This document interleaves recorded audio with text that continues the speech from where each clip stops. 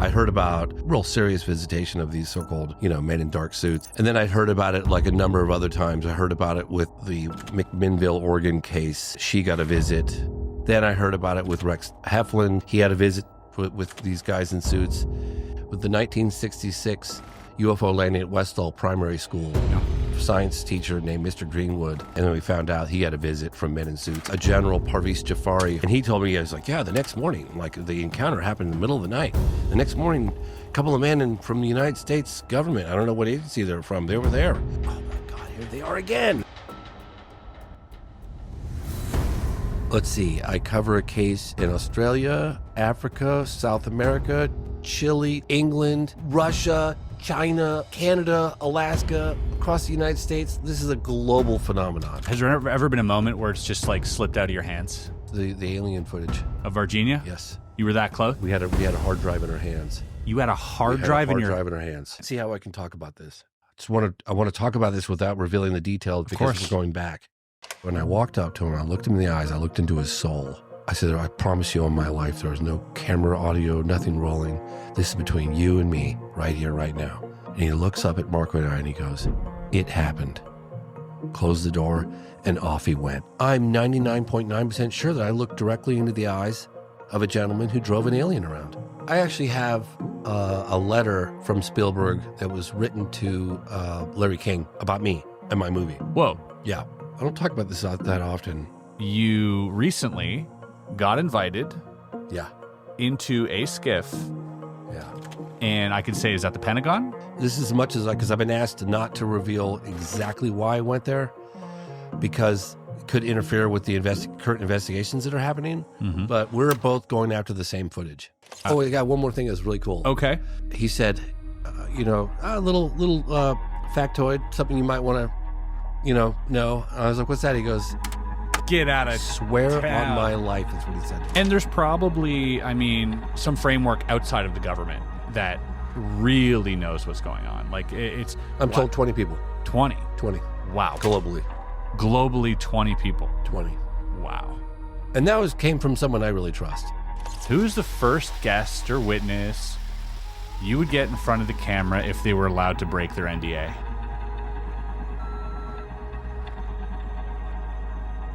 Yeah, I would agree with that too. I'd love to get him in the SCIF. And I have to be careful what I say here, but for reasons that I won't discuss, I believe he's a first-hand witness. Wow.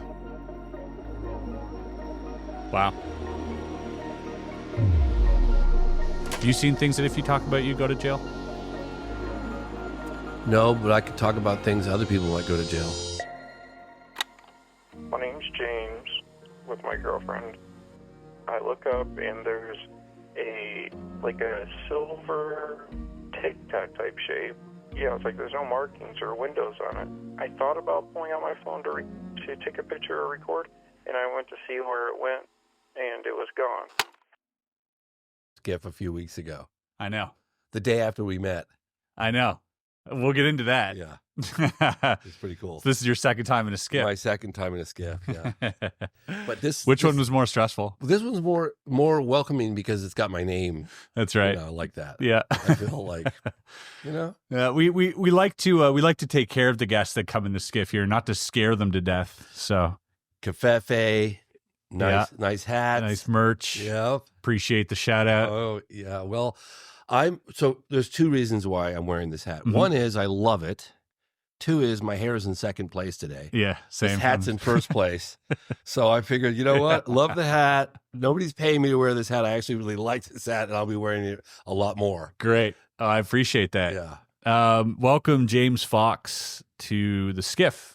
Thanks for having me. Yeah, man. It's a great pleasure of mine to have you here. And, you're one of the first people to grace this studio among only a few people that have ever been here. So I'm really happy that we're actually ringing in the new year now. This is December 31st. Last day of 2024. What a way to kick off. It's a few hours to go. Yeah. I'm extremely, extremely happy to have you here.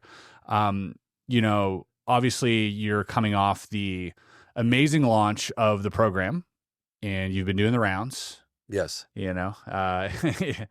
You got Rogan. You did Rogan, and then did the SCIF, which the correct order. I think Rogan was my last. Was Rogan my last interview? I think you did Duncan. Oh, well, I did Duncan before. Oh, you did Rogan. Duncan before Rogan. Yeah, I did Shane, and then I did Duncan, and then I did Rogan. And I was like, I might have had a couple of things after. Well, maybe not actually. Maybe one or two things. I can't remember. But basically, this is my first real sit down since Rogan. Yeah, and your first like technical. We might get a little technical here, because the ears and eyes that are watching this podcast aren't necessarily just newcomers. These are a lot of people that are in the community that have been following your work for a long time, so you're a familiar face to them. The program was incredible.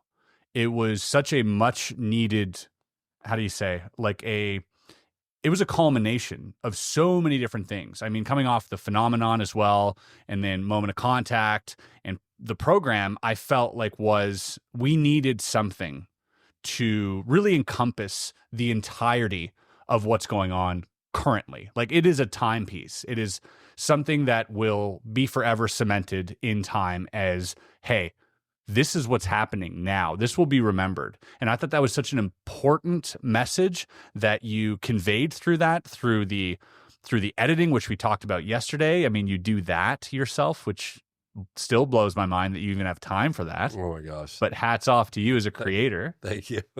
Yeah, phenomenal job. What are your feelings now that the program is out and it's being viewed? How do you feel internally with that? Thank you for that intro. That was lovely. I never had such a deep sense of urgency with any film I've made in the past as I've done with the program, because things are happening so quickly. We've had 3 congressional hearings in the last 3 years. I mean, that's remarkable for people out there that think things aren't happening quick enough. So I had this real sense of urgency to get the film out, because it's going to be yesterday's news. But also, the mainstream media and people that have not been paying that much of attention need to really know. Like, I'm not trying to force anything down anyone's throats, but it's like, hey, there's something going on here. I think people should be paying attention. This is kind of a big deal. Yep. And it's lovely to see the bipartisan workmanship, right? Both Democrats and Republicans working on this issue together.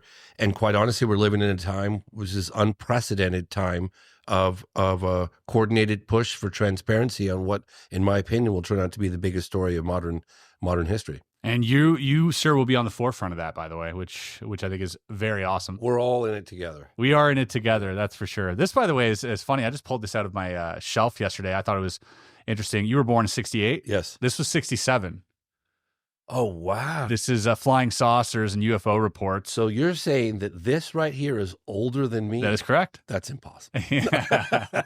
What's interesting in that could be framed. Yeah. That is so cool. And what's interesting is they even speculate about the moon landing because it happens 2 years later.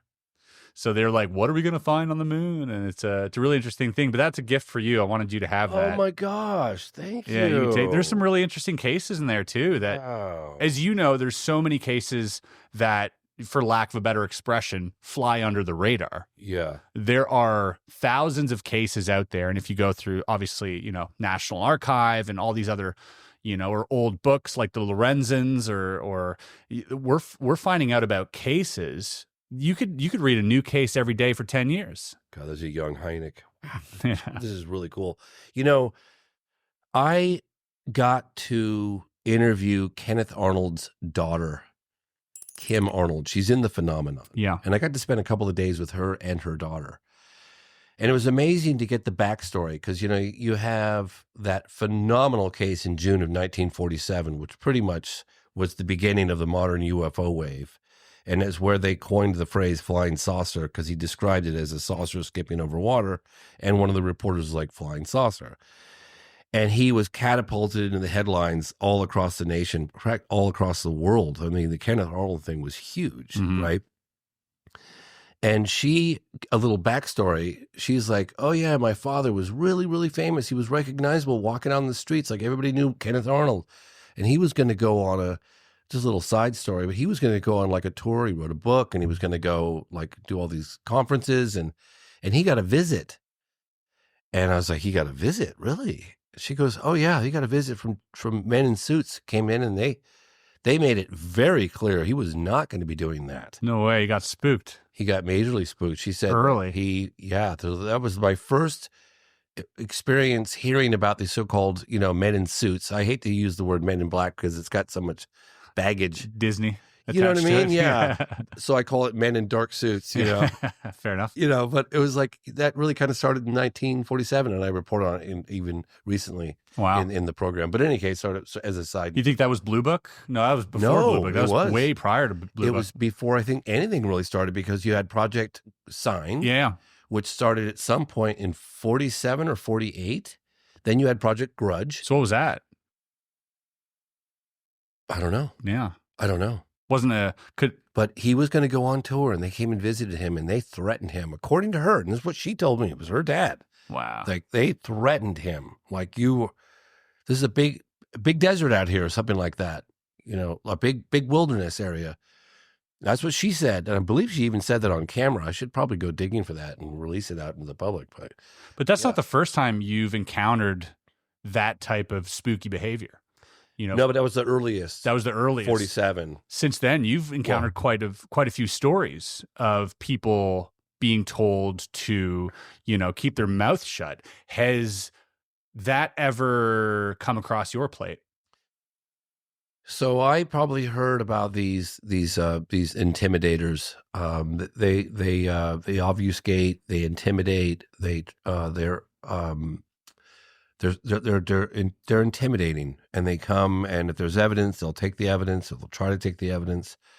They try to get the witnesses terrified to not talk. And I'd heard about these since probably the first time when I was investigating the Phoenix Lights case in the 90s, and I did covered a couple films on that whole thing. I heard about the first, visitation, real serious visitation of these so-called, men in dark suits. Mm-hmm.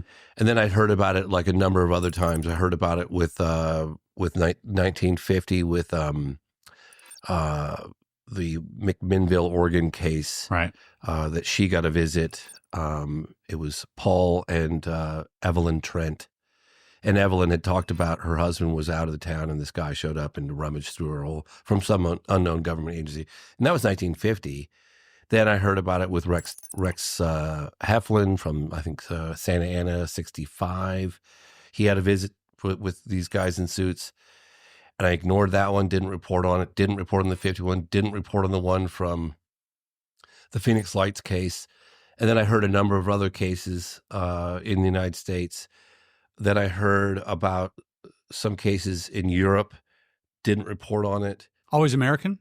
Yeah, always. Yeah, there's an unknown government agency in the U.S. Yeah, that has the ability to reach anywhere. Like, I even interviewed a General Parviz Jafari from the 1970s UFO incident over Tehran, Iran. It's a fascinating case. And he told me, he was like, yeah, the next morning, like, the encounter happened in the middle of the night. The next morning, a couple of men from the United States government, I don't know what agency they're from, they were there poking around, asking questions. Wow. I was like, really? And I didn't report on that. But then I was in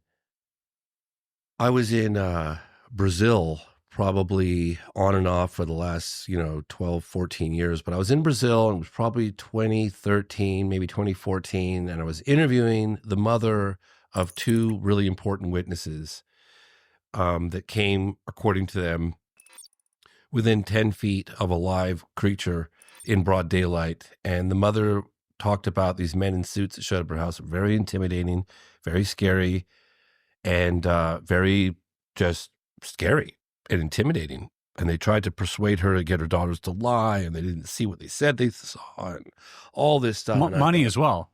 They offered a briefcase full of money, and that was it. I was like, okay, these guys exist. I've had enough hearing these stories. I'm going all in. I'm going to report on it, and I did. That put you over the edge. That put me over the edge. Wow. Yeah. Finally, after all those years, yeah. You're like, enough of these guys. Well, I knew it was a slippery slope, but I knew, like, reporting, like, if you look at the history of my investigations and my filmmaking, I had heard about Close Encounters of the Third Kind. Of course, I mentioned the Roswell incident, one of my first films, but in terms of, like, an alleged close encounter of the third kind when you've got witnesses reporting entities, beings, creatures, whatever, connected to the craft. That to me was a slippery slope, and I just avoided it for over 20 years, probably 25 years. I don't know.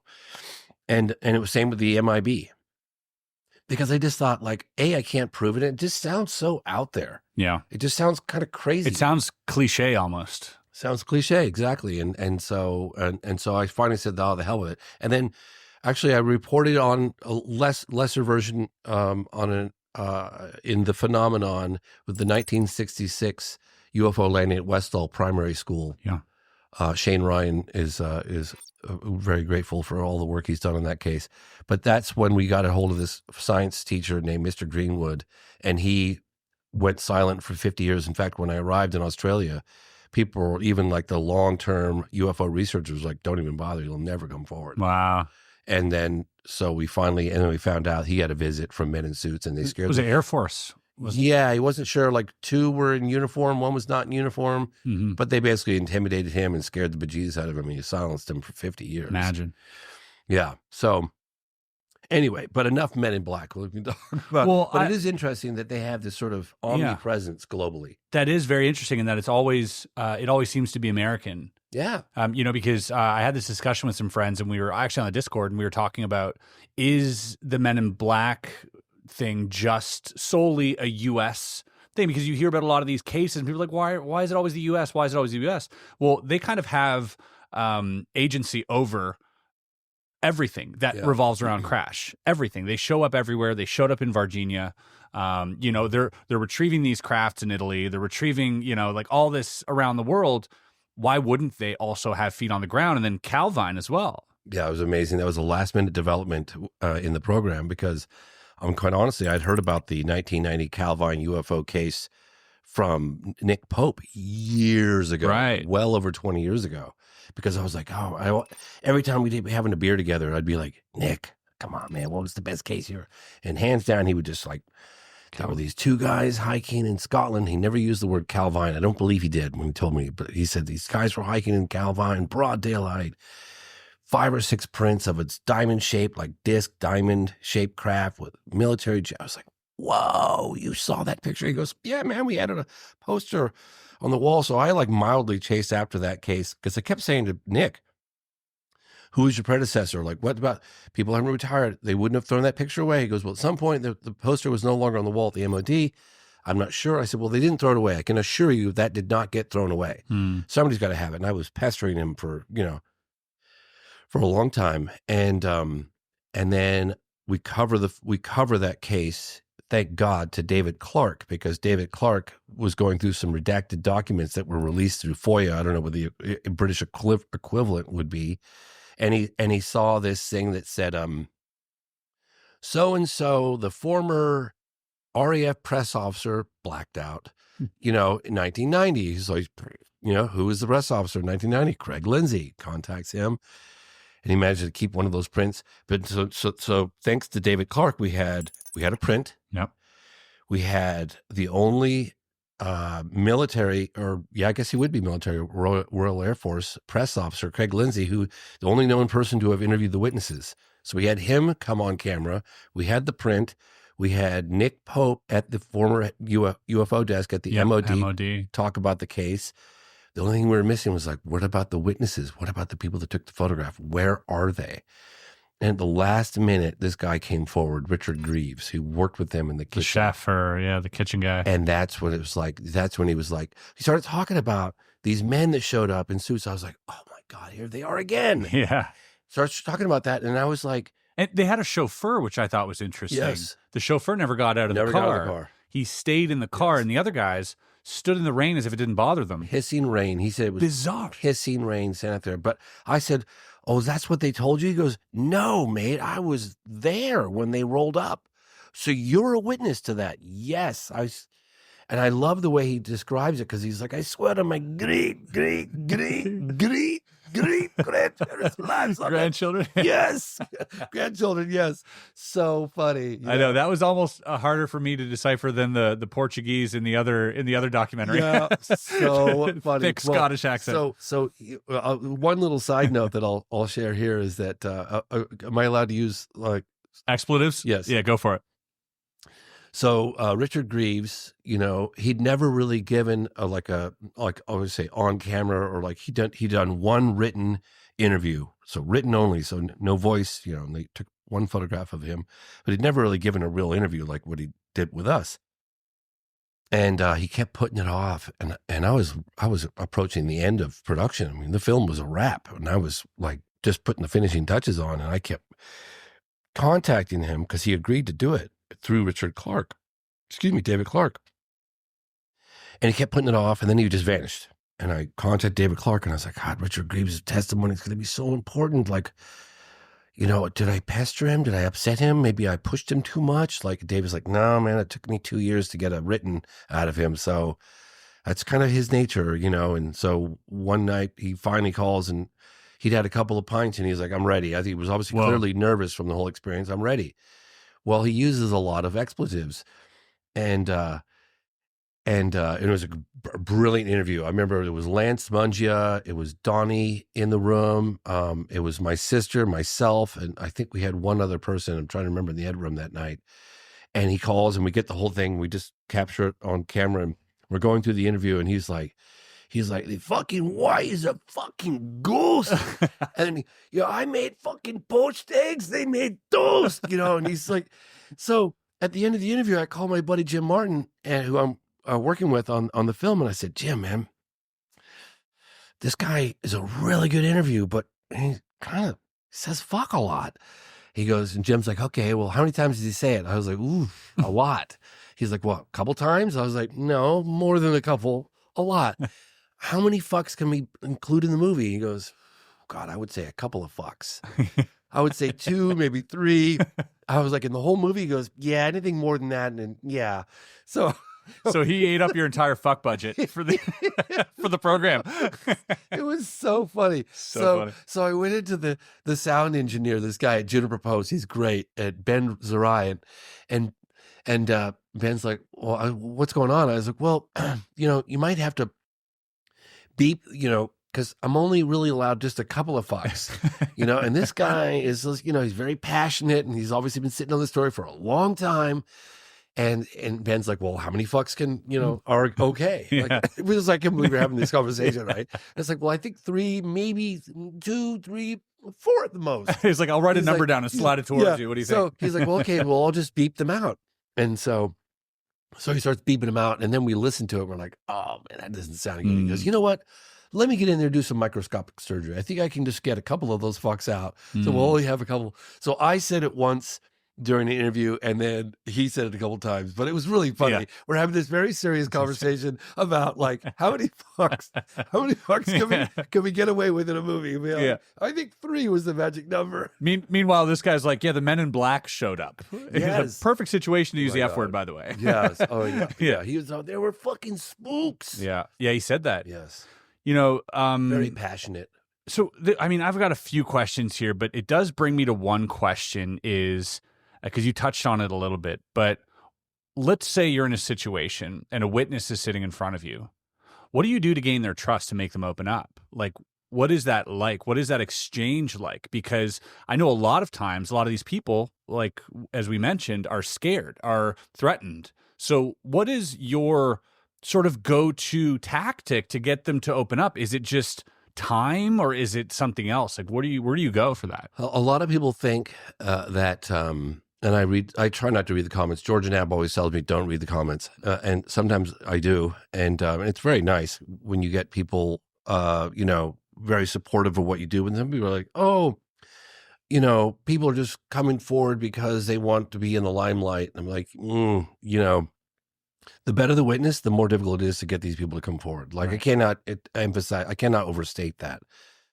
I remember this guy, James Rigney in Australia he's like, how do you do it? How do you get these guys to come forward? I said, James, and I was serious. I said, James, I look into their soul in their eyes. I look into their soul. He goes, you look into their soul? I said, yeah, I do. And I say, this story is so much more important than any one of us. This is something that could affect the lives of every man, woman, and child on this planet. And we have to remember that. And I look into their soul, and that's what I do. Yeah. And I remind them of that Like, this is so much bigger. And it's really hard. And, you know, I've had people tell me, I don't care all the money in the world, I'm never coming forward. And then just spend a little time with them and magic can happen. Beautiful. Yeah. That's, I'm glad you didn't, I'm glad you weren't like, well, I don't have to pay him off or like. Oh, yeah. No, James Rigney is the only other person that ever asked me that question. It's a great question. Yeah. I mean, it's just so fascinating because being someone who's getting into this and investigating a lot of this stuff as well, I find that is like the murkiest territory because facts exist, data is out there, footage, photos, but testimony is the rare stuff that we found. Like there are, I mean, obviously, you know, seeing an HD video is something else, but the next best thing is a human interaction, in my opinion, because I think that conveys much more than what you can read on a transcript. It conveys emotion, it conveys real fear or real surprise, and these are things that you can't fake. And you can put someone on a lie detector all you want, or you can do all the other extra things. But this, for me, is the most convincing part of it. Kirk McConnell stepped down from Senate Armed Services Committee. He spent 37 years top secret clearance. He talks about what he did from 2017 to 2024 in the program. And there was one little clip that he gave that I like to take the credits and I like to spice the credits up, and I always put these little Easter eggs in the credits because when I'm editing, I like color code everything, and I'll have like purple, pink, gold, blue, and then once I color code everything and organize them, and then I'll in the timeline I'll put the video signal, I'll stack it, and stuff that's right at the top is like it's got to go in the movie. It's purple, it's got to go to the top, or it's gold, it's golden. If it's blue, it's generally B-roll, and then I stack it. And sometimes I just don't find a place for it in the movie. It just doesn't fit, right? But I was like, this is so good. So I always like take all those little gems, I call them GMs, golden moments, and I put them off to the end of the timeline, and then I stack them all up there, and I see one, and I put them all in the same spot.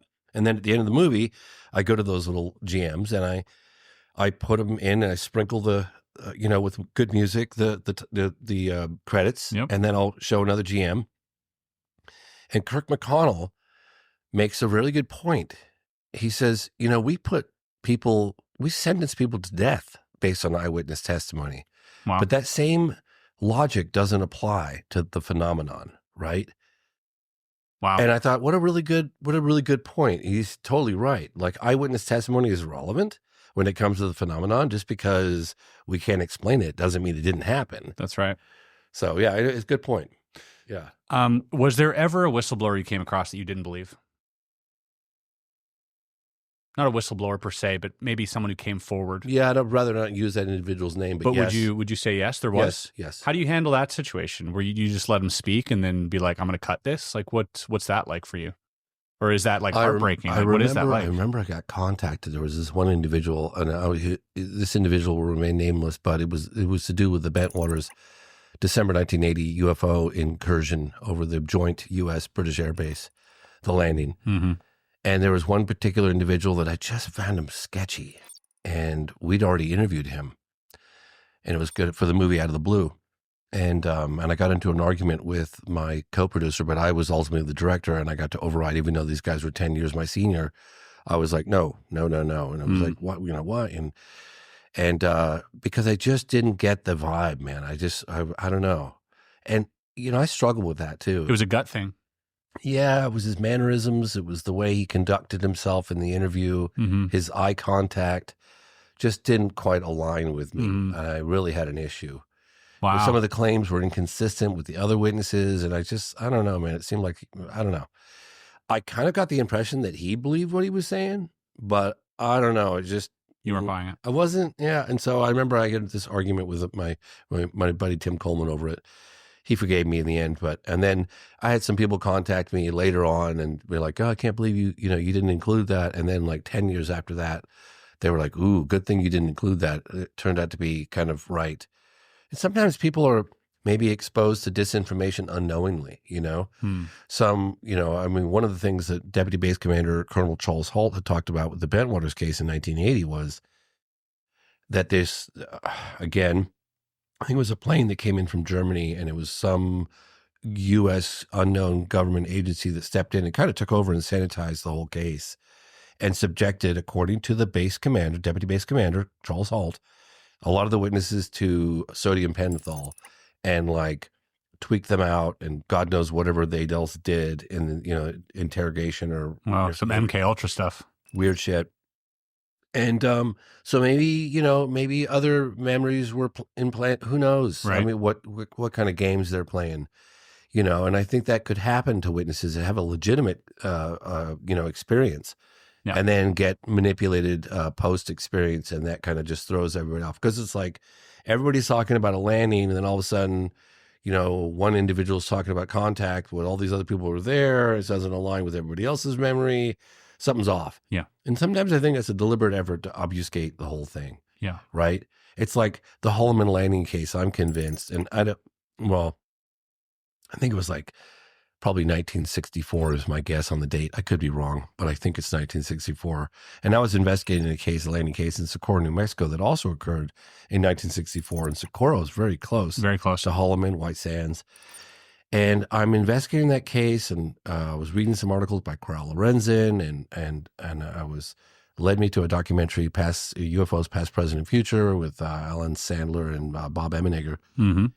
And I was like, oh man, that case really happened. And then I came across some information, like there was a meeting with the president and all this other stuff. And I was like, boy, that suddenly goes sideways. Not to say that it did or didn't happen. I don't know. I certainly started to believe that the landing case happened. And all of a sudden they're talking about meeting with presidents and all this other stuff. And yeah, it kind of threw me off the case. And I was thinking to myself, was that an intentional thing to throw people off? Like you take an incident that most likely happened, and then you throw a bunch of crazy unsubstantiated stuff in there to throw people off. Who knows? But unfortunately, a guy named Paul Shartle, who worked at Norton Air Force Base security. Yeah, that was, early 60s.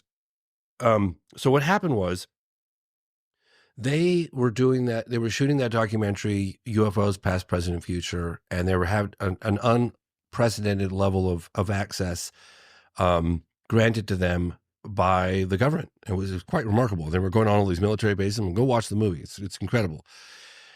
Colonel Coleman at the time was either press liaison for the Pentagon or press officer, but in any case, and he basically called the various bases, hey, there's a film crew coming, Alan Sandler, this guy Bob Emenegger, give them full, access and show them around the base, doing an interview about UFOs. And so Paul Shartle got that message, like, hey, these guys are showing up, and they did at Norton Air Force Base. And Paul had just processed film footage of a landing of a disc at Holloman Air Force Base. And Paul showed it. Unfortunately, Emenegger wasn't filming that day at the base, but Alan was there. So Paul pulls Alan into the screening room and shows him this footage of a landing. And Paul Shartle's convinced it's a legit landing. And so I'm investigating this whole thing, and I'm talking to Emenegger about it. And then it's revealed that Alan was shown this footage. And I have this thing, and I've talked about this before, and I did this with Fire in the Sky, Travis Walton. I remember the first time I met him, I will sometimes close my eyes and I'll get their words to create the imagery in my head. So it's like I'm almost experiencing it through their eyes. So I'll close my eyes and let the words create the imagery. So I'm watching like a film strip as opposed to like listening to words, do you know? Yeah. So I did that with Alan, and I said, okay, Alan, and I asked him every possible detail you could ever imagine because I wanted to see that footage as best I possibly could. So I was like, let me get this straight. Alan, you're telling me that you saw the footage of the landing at Holloman? Yes. How did you see it? He's like, well, Paul Shartle pulled it out and showed it to me. I was like, why didn't Emenegger see it? He wasn't with me that day. Okay. So then what happened? He goes, well, he said it was like 3 discs at a high altitude, maybe 9,000 feet. And they were escorted by military jets. I don't know if he said 1 jet or multiple jets. I don't know. But the 3 discs, I know for sure. I remember that for sure. 3 discs coming in, and it's late afternoon. It's either early morning, late afternoon. I think it was late afternoon. 3 discs coming in at high altitude. They get over the base. 2 of them peel away. And then the third one in the middle oscillates down, and he goes, Alan goes, yeah, it was like it was in trouble or something. It wasn't flying that well. And I'm thinking to myself, that's how they fly when they're going slow. They do this like a leaf kind of falling. And he said the disc came down wobbling like it was in trouble. And he goes, James, it landed. And I said, okay, was it on a tripod? Yes. He goes, I think the camera was on a tripod because it wasn't handheld. It looked like they were anticipating something going down, or maybe they were filming some other exercise. They were ready. But he goes, yeah, it was locked. It seemed like they knew this was happening.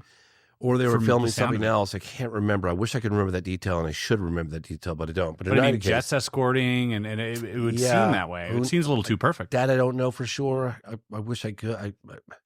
Anyway, so the disc comes down, and he goes, James, and I said, well, did it have a tripod landing? Did it have pods? Like, what did it land? He goes, James, I don't remember, but it was firmly sitting on the ground. And this is the part I remember really well. He goes, James, like in a sci-fi movie, there were no seams. Like this door just opens up and drops to the ground, and there's stairs.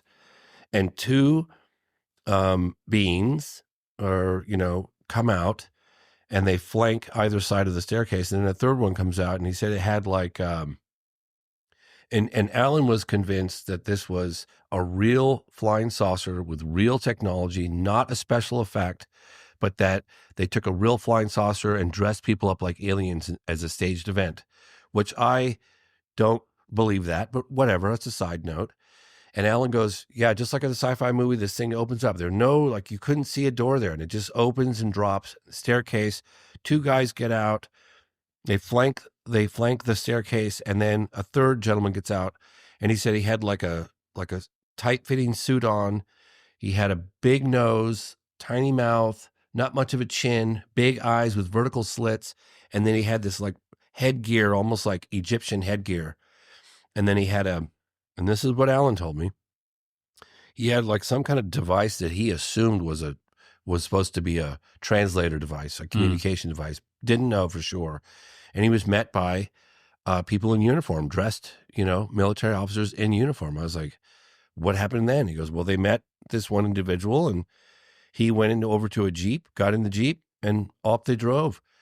And then the film footage ends. I said, the film footage ends with the disc just sitting there on the ground? He's like, yeah. So I find this out, and quite honestly, I was like, holy shit, because I was starting to believe that case had happened, because I investigated the Socorro landing case that happened in April 24, 1964. And with a police officer named Lonnie Zamora, and I was really sticking my teeth into that case over a 5-year period. Now, Holloman's just a stone's throw from Socorro, right? By the crow, as the crow flies. Well, I absolutely believed in the landing and the close encounter of the third kind in Socorro, which is one of the most well-documented close encounters of third kind in U.S. history. Why not have happened something similar at the base? Why not? I have to be open to that. So I'm sitting there going, wow. So then I'm talking to Emmenegger about it. I'm like, Emmenegger, so I said, well, Alan, why didn't you ever tell Emmenegger? And I actually have video of a phone call that I made. I have it somewhere. I should dig it up, where I called. I was with Alan, and I called Emmenegger, or I was with Emmenegger and I called Alan, because I was like, why is it that you didn't tell the partner that you were doing the documentary with back in 1972 that you were shown the footage by Paul Schartle? He's like, well, some men in suits showed up either later that day or first thing the next morning, took the footage from Paul Schartle, took it away, gone, and like, don't ever talk about this kind of thing. And so Alan didn't tell his own partner that he'd seen it until years later, but I have him on camera. So then I was talking to Emmenegger about it. And I said, well, Alan thinks it was a real flying saucer. So you had that technology in 1972, but there was a staged event with people looking like aliens. And Emmenegger's like, bullshit. No. I said, why do you feel so adamant about that? He goes, because I knew Paul Schartle. I actually talked to Paul Schartle about it. I talked to the guy that processed the film footage at Norton Air Force Base. And he goes, in fact, and he dug it up, he did a search for Paul Schartle and Robert Emmenegger on some TV show in the either late 70s or early 80s. And he died in a car crash, Paul Schartle with his wife, a head-on car collision. They both died. But before that happened, he gave an interview, and he talked about why he believed that was a legitimate UFO landing that was captured on film footage. In fact, I've talked to people about it within the government recently. Like, you should go after that footage. I think it exists. In fact, I can put you in touch with a guy who's seen it. That's the Holy Grail. That's the Holy Grail. That's the one. That's the one. That answers another question, like what's the thing, and that's it. That's got to be it. Well, in terms of the multi-angles, I mean, in terms of a case that happened on a military base, boy, that's pretty damn good. It's pretty damn good, especially considering that the cameras were in focus enough and had the quality enough to notice that the seam appeared on the craft. And that's a big detail for me, because when filming something like that with these old cameras, you'd expect fuzzy, grainy. But if you can tell from that footage that the seam opened, that means you can probably see the expression on those beings' faces. Like, that's a heck of a claim. Yeah. I know it's a remarkable case. But, Vargihna is also, because it's more recent. Yeah. In 96. And that does have something to do with people's ability to believe in the story as well, right? That holds some importance. It's the preponderance of eyewitness testimony. I mean, if you go to the town of Vargihna, Brazil, which is about 4 hours north of Sao Paulo, chances are, if you go down to the main square and you start talking about it, they'll either have, especially if they're older, a firsthand knowledge, or like, oh, my cousin, my brother, my mom, That was actually a question for later coming up in the Discord by Nelson. He wanted to know. He was like, he loved Moment of Contact, and Nelson is a great friend. He's the memory champion I told you about. But he said, would James be willing to elaborate a little bit on those interactions, because he found that, like many of us, so fascinating that at the very beginning, it kind of caught you off guard how forthcoming just the local citizens were about this. And knocking on doors. You would just ask people, and they had answers for you. Can you elaborate on that? Like, is there a lot that you left out of those interactions? Yeah. I mean, unfortunately, you shoot hundreds of hours of interviews, and you got to whittle it down to an hour and 40 minutes, hour and 45 minutes, maybe.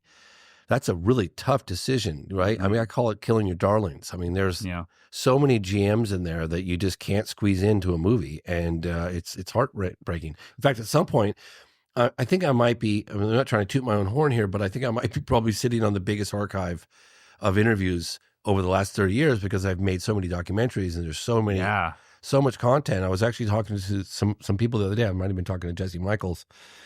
Hey, if I had some resources, not financial resource, but manpower, we can go through all my various tapes and interviews over the last 3 decades and make it all available to people. Put it out there for free. That was my next question. I was like, when are we going to see the YouTube mashup of all this? Because as a content creator, you're sitting on a pile of gold. I'm sitting on a pile of gold. And a lot of people I got the only interviews with them before they died. Wow. A lot of people.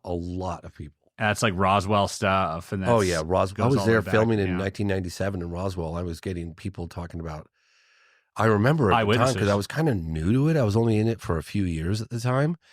But the one distinct advantage I had going to Roswell for the 50th anniversary is A, it was getting a lot of attention in the media, and B, if people were in their 20s during the experience, or maybe their 30s, they were in their 70s and 80s, right? So they were still around. They're still there. Gone.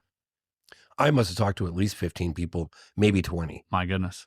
And a lot of them on camera. I would just get them just this guy was like, talked about the mayor. I think it was the mayor at the time. And he said he was white as a ghost. Saw some of the stuff, and he said that they not only threatened them, I heard this from at least 10, maybe 15 people, that they were saying they're not only going to be picking my bones out of the desert, but your family's bones. That's what they told me. Do you think there's any credence to, this is something I've been researching recently, but just on that you mentioned, that you touched on there, the threatening of the families and everything else, and the people who work for these legacy programs. Do you think there's any validity to recruiting out of places like BYU and like Utah? I gotta say, I don't have much concrete information on that. I don't know. Yeah, it's something I've just been recently turned on to because of the nature of their faith. Yeah. They don't drink, smoke. They're straight arrows. They have large families. And there's an article put out. Certainly makes sense. A few years back about the FBI. There was actually, this went to court because there was a case made against the FBI that they were basically recruiting. There was discrimination for recruitment within these 3-letter agencies because they were solely pretty much recruiting Mormons. Wow. Yeah. Wow. Yeah, because they got large families. They're never going to talk. They never drink. They never do drugs.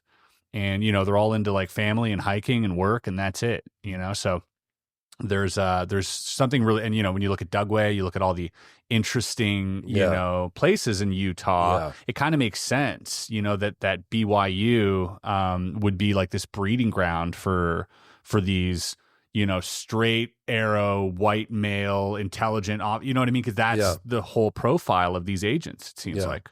Well, people often mistake me for being like a Richard Dolan. Richard Dolan has got a breadth of knowledge on cases far expanding, way beyond anything that I'll ever have. Mm-hmm. The cases that I know because I put boots on the ground. Yeah. I went to China, I went to Australia, I went to Africa, I went to South America, I went to Russia, I went to, do you know what I mean? Yep. And I know those cases really well because I met the witnesses. I went to all those spots. I mean, case in point, Vargihna. I'm still going there. I'm going to go there probably next month. Well, let me stop you there. Yeah. So you said you're going to go there next month. Yes. Is this like a continuation, or is this a personal project, or is this like Continuation. Really? Oh yeah. Yeah. Wow. Yeah. So you're saying there might be new developments? Oh, there's definitely new developments. Yes. That you're aware of already? Yes. Yeah. How that's long? Where I'm going. How, did it take? So I got half guaranteed, which is great. So if I come back with just that, it's going to be golden. Half the documentary. Sorry, project. I got half of the secured interviews that are it's phenomenal. I understand. Yeah, that's like locked. Okay, that's good. Now I got the other half that you got to go there. It'll either happen or it won't happen. If it happens, it'll make world news. But I again, who knows? Who knows? This is a tough nut to crack. But it's like I don't just give up on things. Case in point, look at Calvine. I was chasing that down for 20 plus years. I don't let it go. And it's great too, because other people like David Clark is amazing. We wouldn't be talking about Calvine if it wasn't for him.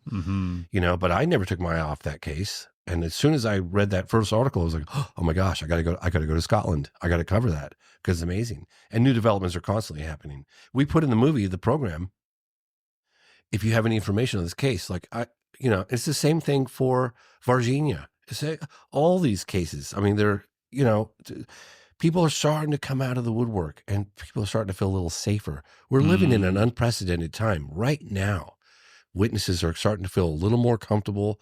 It's more, I say mainstream, but it's more acceptable to be talking about these things.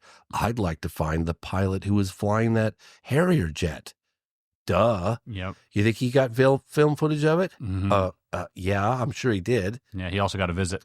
He probably got a visit too, but he flew all around. And I was told that because if you look at that photograph, you got that perfect diamond or disc, right? And I was talking to Craig Lindsay, the RAF press officer, and I was like, what do those other 5 pictures look like? And he goes, James, they were so shocked. The witnesses were so scared when this thing was hovering in the air. They didn't know what the hell was going on. And they only got the courage up when the military jet came in. And what the military jet did, according to Craig Lindsay, who interviewed them and saw all the other prints, is that they took the camera up from under the bushes and they snapped 5 or 6 pictures as the military jet did a complete pass all the way around this disc, right? So whoever was flying that Harrier jet got a really good view. Got the best view of it. Flew right towards it and then flew around it. And then went back. So where's that radar data? Where's the visual gun cam footage? Whoa, this case is just getting going here. That's some Independence Day stuff there. So let's just say that he was in his 30s, because most fighter pilots are pretty young, right? So let's just say he was let's say he was 35. Yeah. Okay. So what was it? How long ago was that case? 34 years? He'd be 65. Yeah. So let's say he's probably between 65 and 75. That's a pretty comfortable. So you know what? And they're usually pretty healthy. Still time. So he's out there. And if you are out there and you're listening to this, please get in touch with us. That's it's something I'm learning from you as a content creator, as a pseudo documentarian myself. I'm learning the tenacity that you have is just really important for this field, because as someone who's used to in the past really churning out content and sort of the second I press upload is the second I need to forget about it and focus on the next thing, right? So I have to reprogram myself to stick with something and not just go with the immediate thing and post it. I got to sit on things. I got to do my homework and go there and take my time. And I want to thank you for teaching me that. That's really, really valuable lesson for me. And sometimes it's okay. Like when I did Out of the Blue, and I don't know if I told you this, but I was like, when is a project ever done, right? Usually you're out of money, you're out of steam, you're exhausted. Usually it's out of money. But I remember we were probably 4 years into Out of the Blue, maybe 3, had a screening. I'm watching people fidget. That's bad. Look at their watches, checking out their phones, tying their shoelaces, At the screening. Oh, yeah. Not good. And they all left and they kind of patted me on the shoulder. Hey, nice job, James. I knew what, the film was not ready for prime time. So I went back at it and I remember I fell into this really dark place, like it's so depressed. It's like, you feel like you're just climbing this mountain. It's never going to end. Like, how can I'm in a ring with a monster and I'm trying to figure out how to win the next round, right? And I sank down into the couch after the screening and I got really depressed and I slept with my clothes on at my dad's house. Then I woke up the next morning and I was like, I picked myself up at the bootstraps. I'm going back at it. So I spent 2 more years on Out of the Blue. It was a lot better. I got it to a much better place, but it still wasn't quite where I wanted it to be. But I remember my partner, Boris, and his wife is yelling at me that he was in a fetal position crying because we were pushing each other so hard and we were broke. And she's like, "You're killing my husband." She was really angry with me, looking at me like I'm the devil. So I was like, okay, I better release this movie. But I released it. In the back of my mind, I was like, that movie's not done. And then I got a letter in the mail 3 years later. I sold it to NBC Universal, and they were like, "Mr. Fox, just wanted to inform you, we decided not to renew our broadcast option." I was like, yes, I own it again. So I got it back, and then I went back at it for 2 more years, like that. Wow. And then it still wasn't quite what I wanted it to be, but it was a lot better. And then I tried it again with I Know What I Saw. Sold I Know What I Saw. It was a 2-hour special to the History Channel. Again, so broke, I could barely even afford to pay attention when I finished that movie. I was so broke. And I remember my credit card was maxed out and I had like a $70,000 credit card debt. Whew. And I was so like barely making that monthly payment, right? And barely making it by the skin of my teeth. And I was like 2 days late and they jacked up my interest rate to double or triple, whatever it was. Yikes. And I called the company and I was like, "You guys, what are you doing? Are you trying to force me to like go belly up on this?" I was like, default on my loan. I said, I was barely making the payment at that rate. And now you just triple, So this was all going on. Kicking you while you're down. Yeah. Anyway, so I got the kicking you while you're down. And I got the I Know What I Saw sold. In the back of my mind, I was like, it's not what I wanted it to be, You've always had that. I'm not done with this. I was not satisfied. It just wasn't like, you have a concept in your mind as something that you do, whether it's a painting or maybe a studio space or maybe just whatever project it is, when you have that, vision, and you set out to make that happen and sometimes it aligns with the vision and sometimes it doesn't. And in my case, it kept not. And I was like, God, I went through my 20s and I went through my 30s and I hit 40 and I was like, oh my gosh. I took a couple years off UFOs and I did a film on the BP oil spill. I just just needed a break. And then when I hit 43, I was like, all right, I'm going at it one more time. And that's when I did The Phenomenon. It took me 8 years. And that is like arguably 8 years, possibly the best documentary out there on the subject. So and that was the first time I went, did it. This is it. Yes. You could feel it though. Yes, watching that. It's perfect. I didn't watch it for 2 years. Ooh. After I finished it. Because you were just sick of seeing the footage? Excuse me. It was so traumatic getting that film across the finishing line. And then right when I finished it, we were going to have, for the first time in my whole career, we're going to have a theatrical release and the ink had barely dried on the contracts. And then COVID's coming, right? Right, yeah. And I was like, no. And I remember my sister called me and she was kind of crying. We both were kind of crying. And she's like, it took a global pandemic to stop you. Yeah.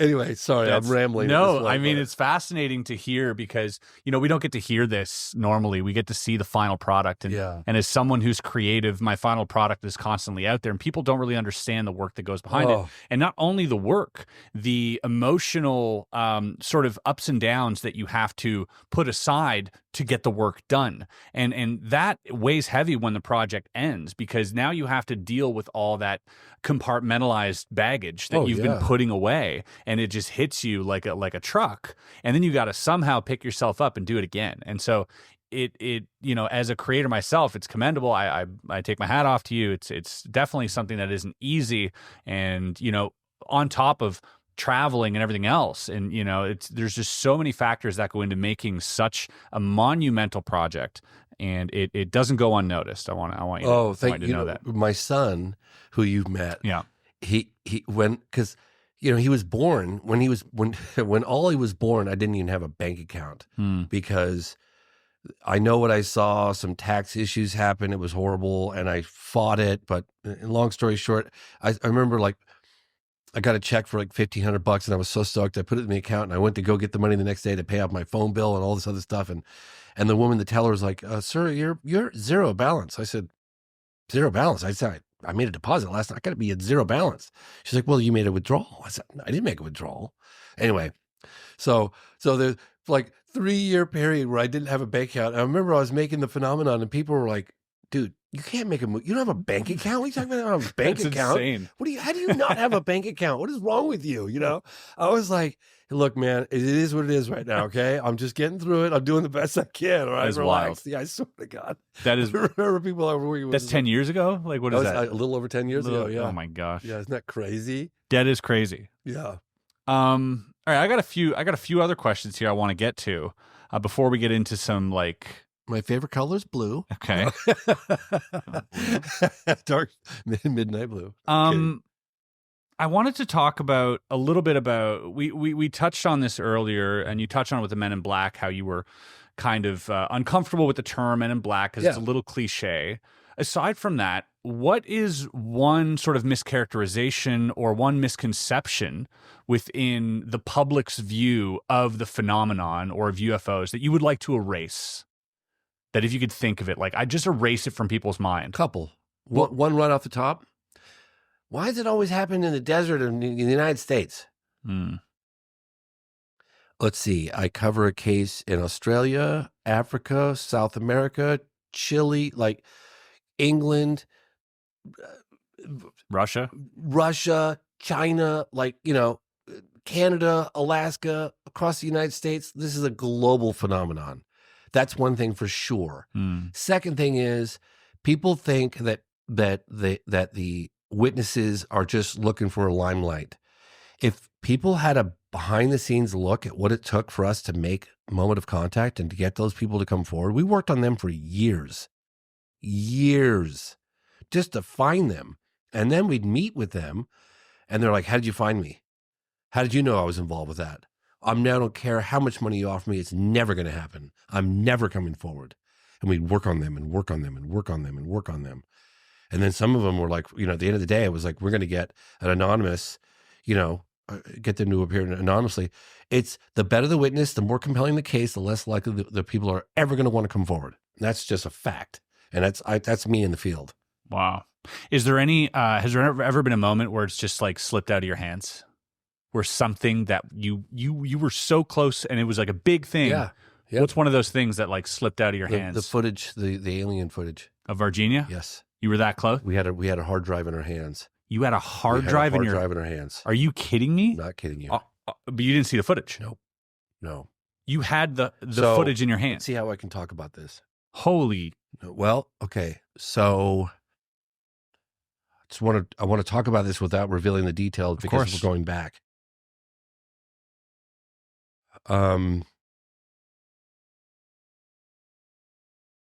We found we talked to a number of doctors face to face that saw the footage, okay, and not only saw the footage but were friends with the individual who took the footage. And this is just one in particular.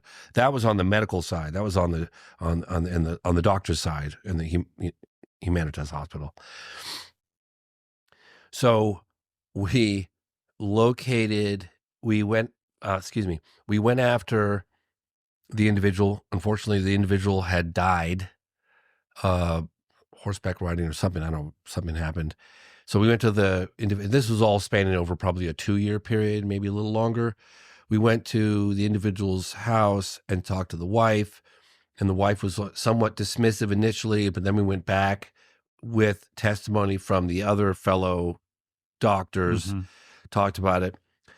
And the wife was talking to my partner, Marco Leal, like the room was bugged, and was like, I don't know what you're talking about. I don't know what you mean, and reaches down and grabs a hard drive. I don't know. I'm not sure what. No, there's nothing here. Gives the hard drive to Marco. Now he's got the hard drive. What shape was it? Is it USB? Just an old, like probably a 20-year-old hard drive, maybe 15, 20-year-old hard drive.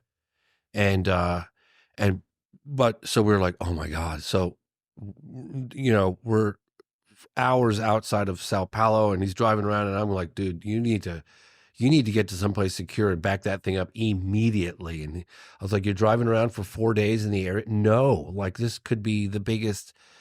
So this is happening.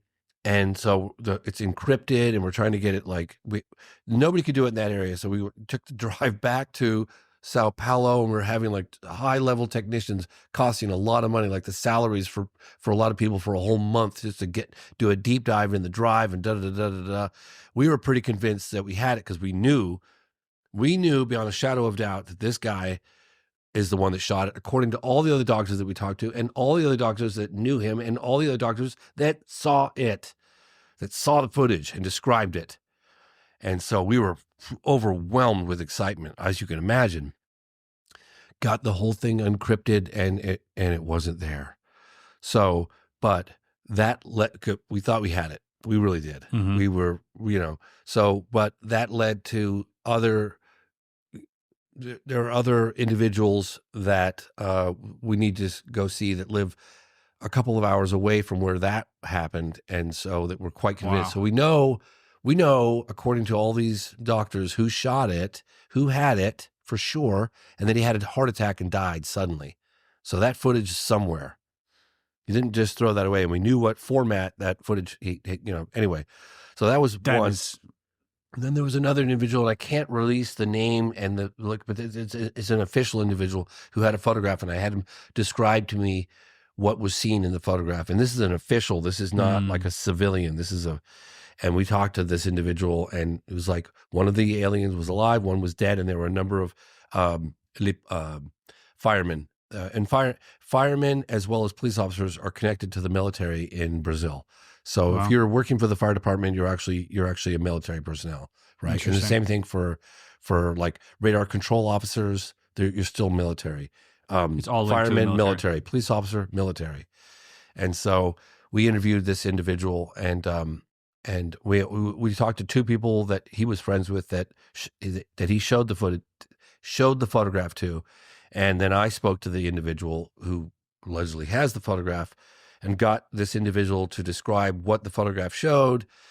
And we thought we were going to get it that day, but we didn't. But again, this is an ongoing thing. But it said there was one dead and one alive, and that there were a number of firemen in the photograph posing where they were in the background of the which aligns with some of the research that we'd done in terms of like how, because there were a couple of captures.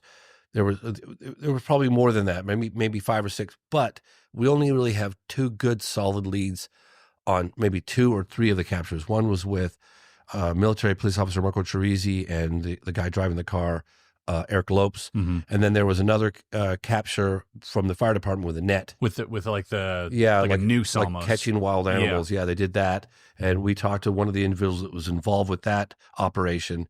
And then there was another one that might have that the entity might have been shot, because we heard people in the town describe a gunshot go off, and then something was carried out of the forested area. So That was like 3. I think we reported on 2, maybe we reported on 3 in Moment of Contact. But there was some evidence from some of the researchers we talked to, indirectly, this guy Uberjado Rodriguez and Peccaccini, that there were up to 5 entities that were captured. But again, I don't know. We only had a solid lead on 2 or 3 of them. At what point? One of them was alive. Yeah, that is disturbing. Oh, At what point in the investigation or in your documentary were you close to this information? Was this towards the end, or was this like in the heart of it? Closer to the end. So back in like 2013, and I can talk openly about this now, and I have talked about it in the past, but this is like, you know, a lot of people wonder like what keeps you going on a 12, 13, 14-year investigation on something, right? Because let's just face it, whether you believe a UFO crash and live aliens were captured, I totally understand your ambivalence to believe that, because it's a big story. And, you know, but I ask your audience if you can suspend judgment, imagine for a moment that it did happen. You know, it's a very significant event, right? So, but sometimes you doubt yourself, like particularly early on. Like when I first heard about the case, I was like, there's no way that happened. There's no way live aliens walked around the town of Vargihna and the whole world not know it. It's impossible. You dismissed it. I dismissed it for 10 years. Didn't even look into it. Being someone who's already done documentaries on UFOs, yes, you dismissed it. Absolutely. Okay, so you can understand how a skeptic might. Absolutely, yes. So absolutely. So I started looking into it maybe in 2011, and in 2013, I got an interview with Marco Leal with a Air Force general by the name of Jose Carlos Pereira? Yeah, Jose Carlos Pereira, Air Force Brazilian general. Excuse me. Sat down interview, and there are a lot of cases. There, you know, Colares that happened in the 70s. There's the Nights of UFOs over Brazil in 1986. Massive oversight, scrambled military jets. They had a press conference. A lot of great cases. And he's like, I could talk about this case, I could talk about that case. You talk about Virginia, this interview is terminated, goodbye. And I was like, well, really?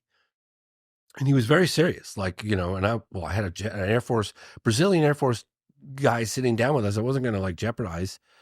So we didn't talk about Virginia. And then we rolled camera for how long we interviewed, an hour and a half or whatever it was. And at the end, shut all the equipment off, all the audio, and I walked up to him, and I looked him in the eyes, I looked into his soul, and I was like, please. And Marco was sitting there right there with me. I said, please. I said, I promise you on my life, there was no camera, audio, nothing rolling. This is between you and me right here, right now. Tell me about Vargihna. And I'm looking him in the eyes, and he's like preparing to leave. He's got a driver waiting for him. And Marco's doing the same thing. I was practically like fucking licking the guy's boots. I mean, I'd never looked so deeply into someone's soul before. I wanted to know so badly.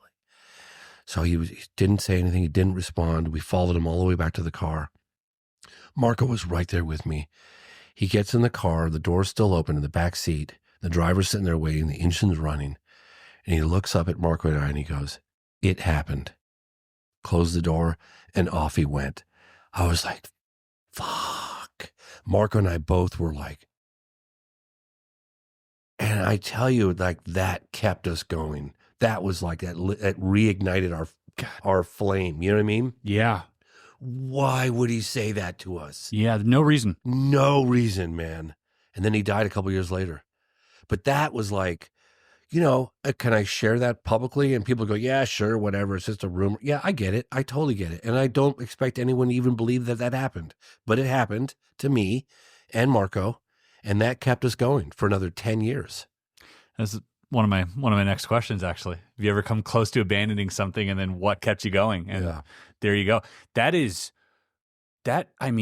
like, you know, I have this question I ask to people a lot. And I think this might be the answer to that, but I'm going to ask it anyways. But is there a moment, and not the first moment, but a moment where you tell yourself, this changes everything?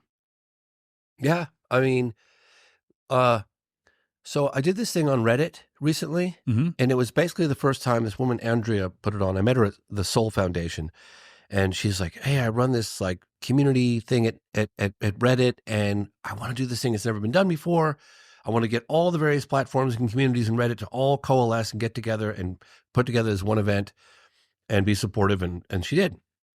She goes, can you get a couple of people that were part of the task force, part of the government investigation. I was like, okay, my two primary targets was Lenval Logan and this guy, Kirk McConnell. Yep. And Kirk McConnell investigated, never really prior, he had 37 years experience in armed services, a number of other things, you can look him up. But he really put a laser-like focus on UFOs from 2017 to 2024. And he, I'll get to the relevance in this in a minute. Mm-hmm. He had the distinct opportunity to sit down with so-called first-hand witnesses. Now, everyone's talking about the fact they want first-hand witnesses, and I get it. After David Grush testified under oath that we have a crash retrieval program, we got people working on technology, we got, biologics, as he put it. Everybody wants those first-handers. Well, according to McConnell, I think it was like somewhere between 8 and 12 first-hand people have testified, like had meetings in a SCIF behind closed doors, right? First-handers, the ones that we all want to see in open congressional hearings. The ones in the program. Yes. And so we had this Reddit thing, and they were like, okay, so James, you're going to be on, and you're going to have Lenval Logan, and then we're going to have Kirk McConnell. Kirk was a very busy guy. We're probably going to just focus primarily on him for the first hour, and then we'll switch over to Lenval Logan. If Lenval Logan wants to stick with you for the second hour, great. But we're going to do Kirk, then we're going to do Lenval Logan, and then we're going to do, you. And I was like, I'm far less important. These guys should. So anyway, so we start talking, and there were people asking him questions. And then I had this little chat where they said, if something pops up during this 3-hour thing, you can message us. And so I said, hey, I got a question, because I hadn't thought about this one. And I said, you claim that you were sitting in a SCIF with members of the Senate. I'm guessing Rubio and Rounds and Schumer, and that you guys met with firsthand witnesses, people that are directly involved with the program, that are working on alien technology, shit like that, right? I said, can you describe what it was like to sit in that room and like listen to someone that you believe was directly working on alien technology? Can you put me in that fucking room, please? Describe the atmosphere. What was it like? Did you look in the eyes of the senators?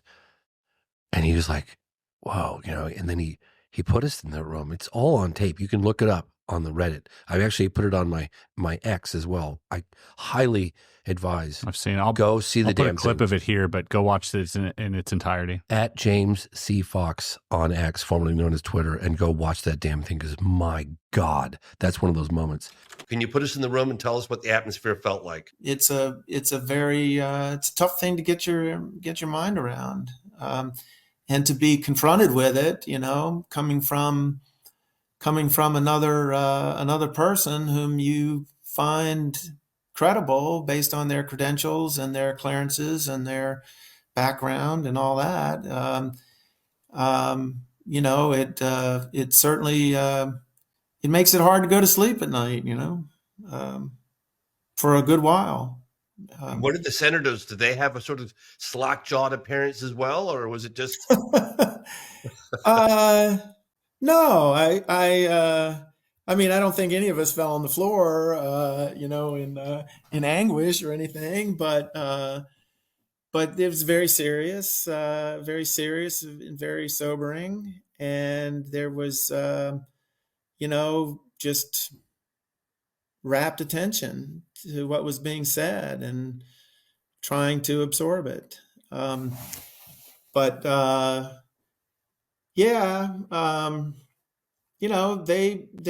would take this information on board. Did you get the impression that these individuals were scared? Well, it varied.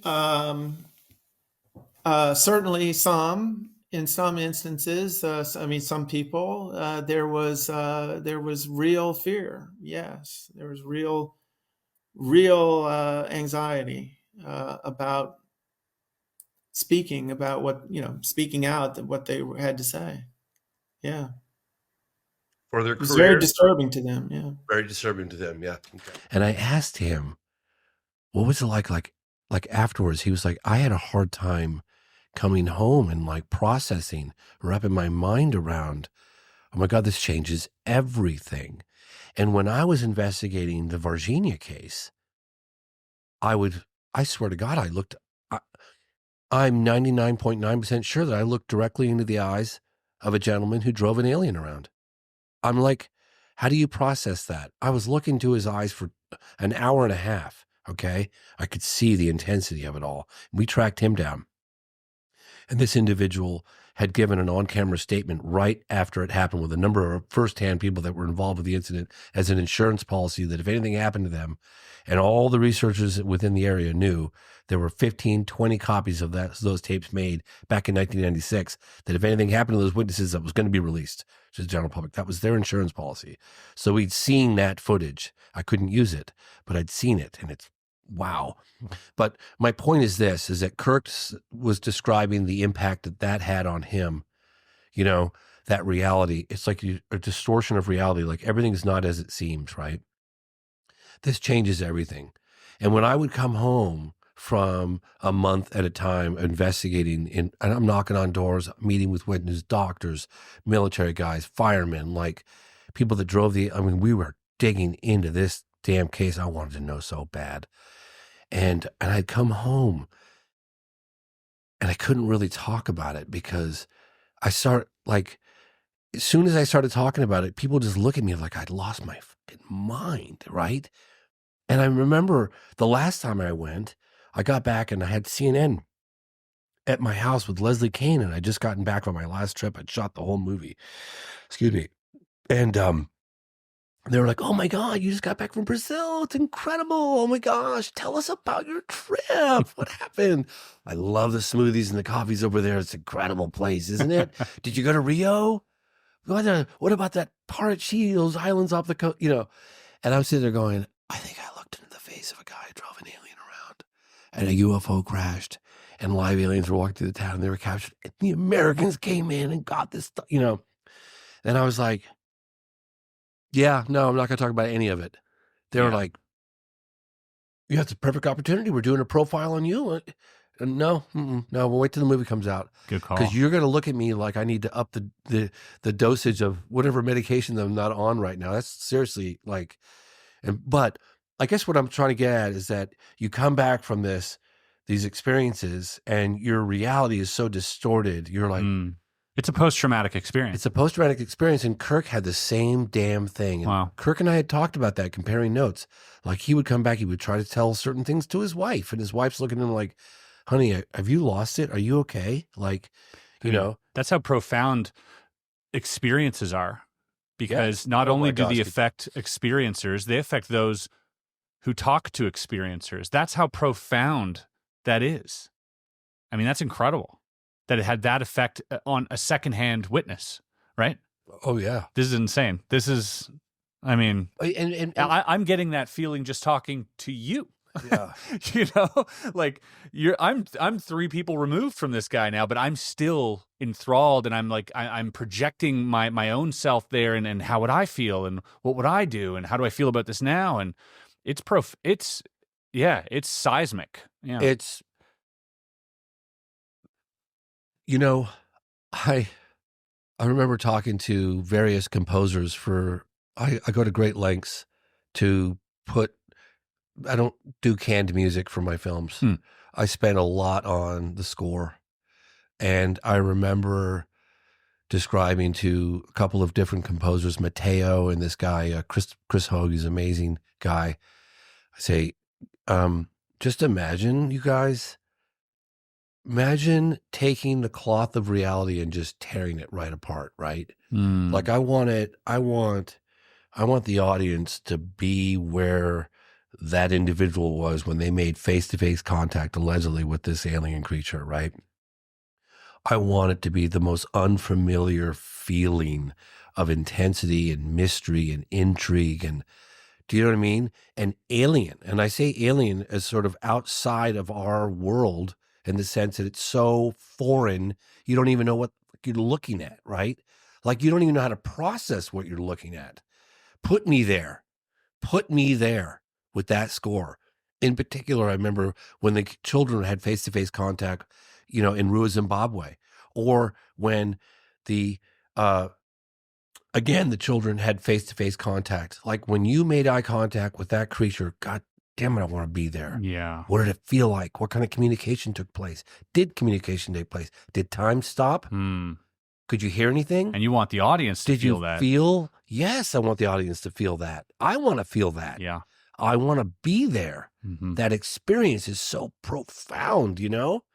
So I always remember, I like take reality and just rip it all apart. And I want to feel so, you know, just recreate that if you can. And it has to be with very unfamiliar sounds and things that just don't make any sense. Because that's, you know. Love that. Right? Yeah, it's unsettling. Yeah, As it should unfamiliar. Be. Yes. Yeah. Yeah. Yeah. Sorry, ma'am. And we talked about this a little bit, but there had to have been times where there was information that was just maybe too controversial or risky to include. Did you ever encounter any of such periods of conversation that you were just like, I can't, like, or yeah. Oh yeah. How about in the program? Was there anything there that you had to leave out? Oh, lots of stuff I had to leave out. Like, I mean, for reasons of classifications, yeah. Yeah. Really? Oh, yeah. Yeah, everybody, like particularly the Intel folks, had to approve everything. Wow. And some even had to get, I'm trying to remember the acronym, DOPSR. But it's basically a pre-publication approval. And I believe that everybody had to do that. A lot of the people that I interviewed had to do that. And in one instance, I had to end up at the last minute, I had to delete a certain word that was mentioned in the film. And then you'll see it beeped out, you know. And, you know, there's also controversy. Oh, I mean, we know what the word is, though. Yeah. Yeah, it's Area 51. Yeah. But it had to be bleeped out. I had to do that. That's so strange. Yeah. Well, that's a good compromise, though. Yeah. Like where they're like, just bleep it out. You're like, but you can see him saying Area 50. Yeah, it's pretty much like, oh, I wonder what he's talking about. Yeah, I don't even read lips, and I was like, I know exactly what he. Oh my god! And then you just lay the image of the Google Maps right over it. And I'm like, oh, that's cute. Yeah, right. That's cute that they asked him to. So funny. Yeah, interesting. But there has been times where, like, has it ever bummed you out where you're like, really? So I just got some information on crash retrieval stuff recently that was like, whew, wow. Yeah. And so I asked this individual that I trusted, and I went after this individual. This individual did not come to me. I'd known about this individual, and I was for a long time. No. And then finally we got, you know, and this individual shared some fucking wow stuff with me. So I said, hey, I'm about to do this whole circuit of interviews. Every time my films come out, I'll go the rounds and do the podcast and the radio interviews. Obviously, spread the word for my movie. Can I just say I heard it somewhere? No. Not even. No. Not even anecdotal. Nope. Very adamant about that. No, they'll know. They'll know it was him. Yes. Whoa. Or her. Or her. Yeah. I'm trying. They'll know it was them. Whoa. Yeah, isn't that funny? Yeah. And it's so funny too, because like that's specific. Yeah. So that's an unknown date, piece location, of information. Yeah, date, location, I see. Incident. It's not like a broad sort of like, we put it up on this type of trailer. Very specific. It is. Yeah, very specific with the evidence, with the bodies, the craft, everything. Whoa. Yes, and it really jarred me. Like and I'm very open. And I do documentaries, and I mean, I'm on this personal journey where I'm just really curious, and I keep wanting to get to the bottom of it. And the more I dig, the more crazy it all kind of gets. I feel like, I've been at it for 30 years now, and I feel like almost dumber than I was 30 years ago in the sense that I have more questions today than I've ever had, right? That makes you wise, I think. And I'm sitting there going, what the hell is going on? And the one thing that I've really learned, just because something sounds really outlandish and really unbelievable, don't have that knee-jerk response of just quick dismissal, because I've had it my whole career. Rua Zimbabwe. I heard about Rua Zimbabwe through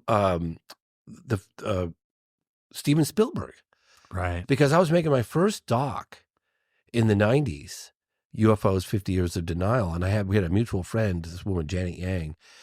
And I was just naive enough to think, I was in my 20s, like, I'm making a documentary on UFOs. Of course, Spielberg's going to give me an interview. So I went through Janet Yang, and she goes back. She goes, well, yeah, no, he's not going to meet with you. But he said, since you're doing a doc on UFOs, you should really look into this landing that happened in Africa at the school, blah, blah, blah, blah, blah, blah, blah.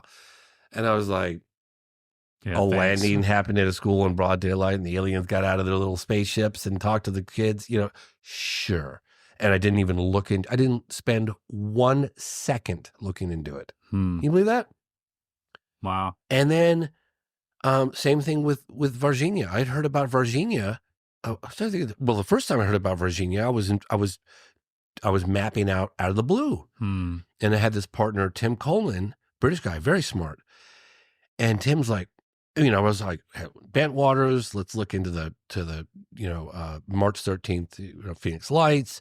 Let's look into these other various cases. Robertson Panel, 52 Capitol. And then he goes, oh, mate, this is absolutely amazing crash case. It took place in Brazil. I don't think he used the word Virginia at the time. It was in Brazil. And these bloody aliens are walking around in the town. And I looked at them and I thought to myself, I picked the wrong partner. Oh, no. Like this guy's a freak. He's lost his marbles. He's lost his marbles. Like, what was I thinking? Like, he came across as really grounded, pragmatic, intelligent. And I had a really hard time, like, even keeping him as a partner, because I was so concerned about his mental state of health, like that he wanted me to actually go investigate a case where live aliens are walking through the town. Like, this guy's clearly lost his mind. He's gone out way on the deep end. Didn't look into that case for at least 10 years. And then I remember the next time I heard about Vargihna was 2011. So that would have been at least 11 years later, probably 12. And it was a guy, Jeff Sagansky, and you can look him up. Very high up in the food chain in the entertainment industry, like former head of Sony. And he's always been extremely helpful to me over the years. And there's a funny connection about that, which I could talk about in a minute. But he's like, I was going to Brazil. I got invited to go speak in Brazil at a conference. And he goes, oh, James, you're going to Brazil. Fantastic. You can look into the Vargihna case. I was like, the what? The what case? With the UFO crash and the live aliens. I was like, oh, God, not this again. So I told Jeff, I said, I had a lot of respect for him, and he was very helpful for me, and I wasn't going to burn that bridge. But I was like, sure, Jeff, yeah, I'll definitely look into that while I'm over there. Yeah, sure, click. Yeah, that ain't going to happen. And then I got to Brazil, and then I ended up meeting some witnesses, whatever. What was the guy? So I asked Jeff one time, this is interesting, and you're going to have to help me get the name of this guy, because I'm trying to remember. He was in Smokey and the Bandit. He was the pool shark that played Paul Newman. Yeah. The guy I'm talking about, come on, I know, right? So famous, very famous. Yeah. Everyone knows, and he'll come to us in a second. Yeah. But he worked on a movie with him way back in the day. And he apparently pulled Jeff aside and said, Jackie Gleason. Yeah. And Jackie Gleason said to Jeff, according to Jeff, told me this, I don't care what anybody ever tells you, I know for a fact that UFOs are real, and the government has definitive proof of that. And he told him that, but he didn't give him specifics, like I was taken out by the president, or whatever. But he said that to Jeff way back. Wow. It might have been in the 70s. Yeah, off the record. Yeah, just off the record, like, just so you know, like, don't, no matter what anybody tells you, no, 100%, I'm telling you 100%. Have you ever looked at a case and just felt in your gut that it was real despite the lack of evidence, like recently? Has there been anything, despite there's lack of evidence, but has anything told you, man, this feels like it might have happened? Is there anything like that recently that's come across? Recently. Like in the last maybe 10 years, has there ever been something that you're like, there's not a lot here, but something tells me? O'Hare is pretty good. Yeah, the airport sighting. 2006, I think that was. Yeah. That's pretty compelling. We don't have a photograph. A photograph was taken. Yeah, apparently. And it's out there somewhere. There's got to be more than one, too. Oh, yeah, I'm sure. I imagine if it happened cameras. nowadays. I mean, there's cameras everywhere. Yeah, and I was actually going to go investigate that case. I was doing pickup interviews for, at the time, it might have been out of the blue, but I think it eventually transitioned into I Know What I Saw. And I was in Phoenix and it was late 2008. Late 2008. I was in Phoenix and I was doing pickup interviews of that massive flyover. New witnesses were coming forward, willing to go on camera. Families that were on their lawn, lying on their backs, watching this boomerang-shaped craft. They said it was so big it took minutes to pass over them, moving super slowly, analyzing the compartments and the metal. And I was doing follow-up interviews for that for a film I did, I Know What I Saw. And then I was going to go to O'Hare. And I was in touch with a couple of people, United Airlines, and they were like, maybe going to consider going on camera if I disguise their, but that was all I could get on it. But I was like, wow, this is really compelling. And then I got a phone call about a mass sighting that took place at Stephenville, Texas, Right. Dublin, Stephenville. And so I canceled my trip to O'Hare, and which would have been really cool because it only happened 2 years prior. And who knows, maybe what FAA is like, who knows? close one. Who knows what I would have come up with, right? Because I know that photograph exists. Like, who took the photograph? Where did that photograph go? I bet there's an MIB story behind that photograph. You know what I'm saying? They probably got in there. Yeah. So I had a whole camera crew ready to go. So we jumped on a plane and went to Stephenville, Texas. It was amazing, and that was like, I mean, the whole time they had a town hall meeting. Like the town was all there. Like it was a big deal.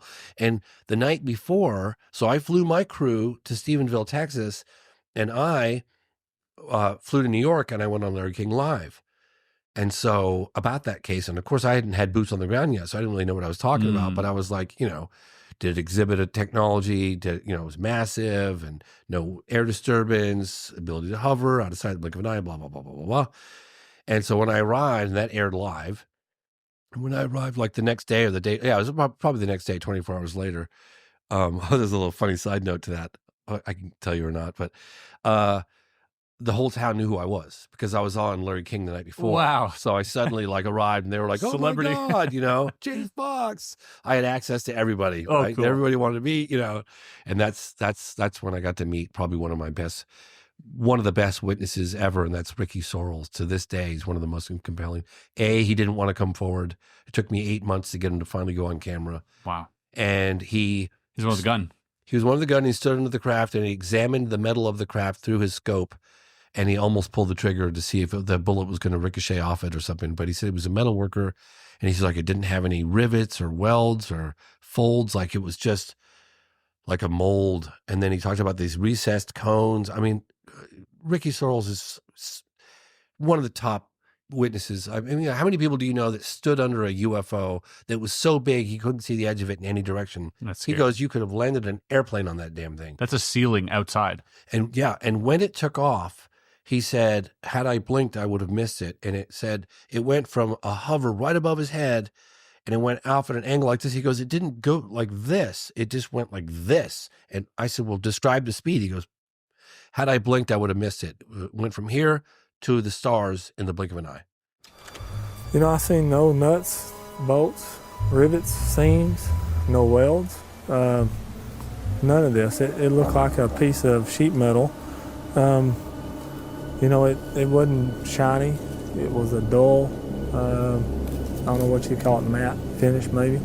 And this is what I had a hard time with, was if something was to leave, in my mind, it should pivot up and go, like an airplane would. This did not do that.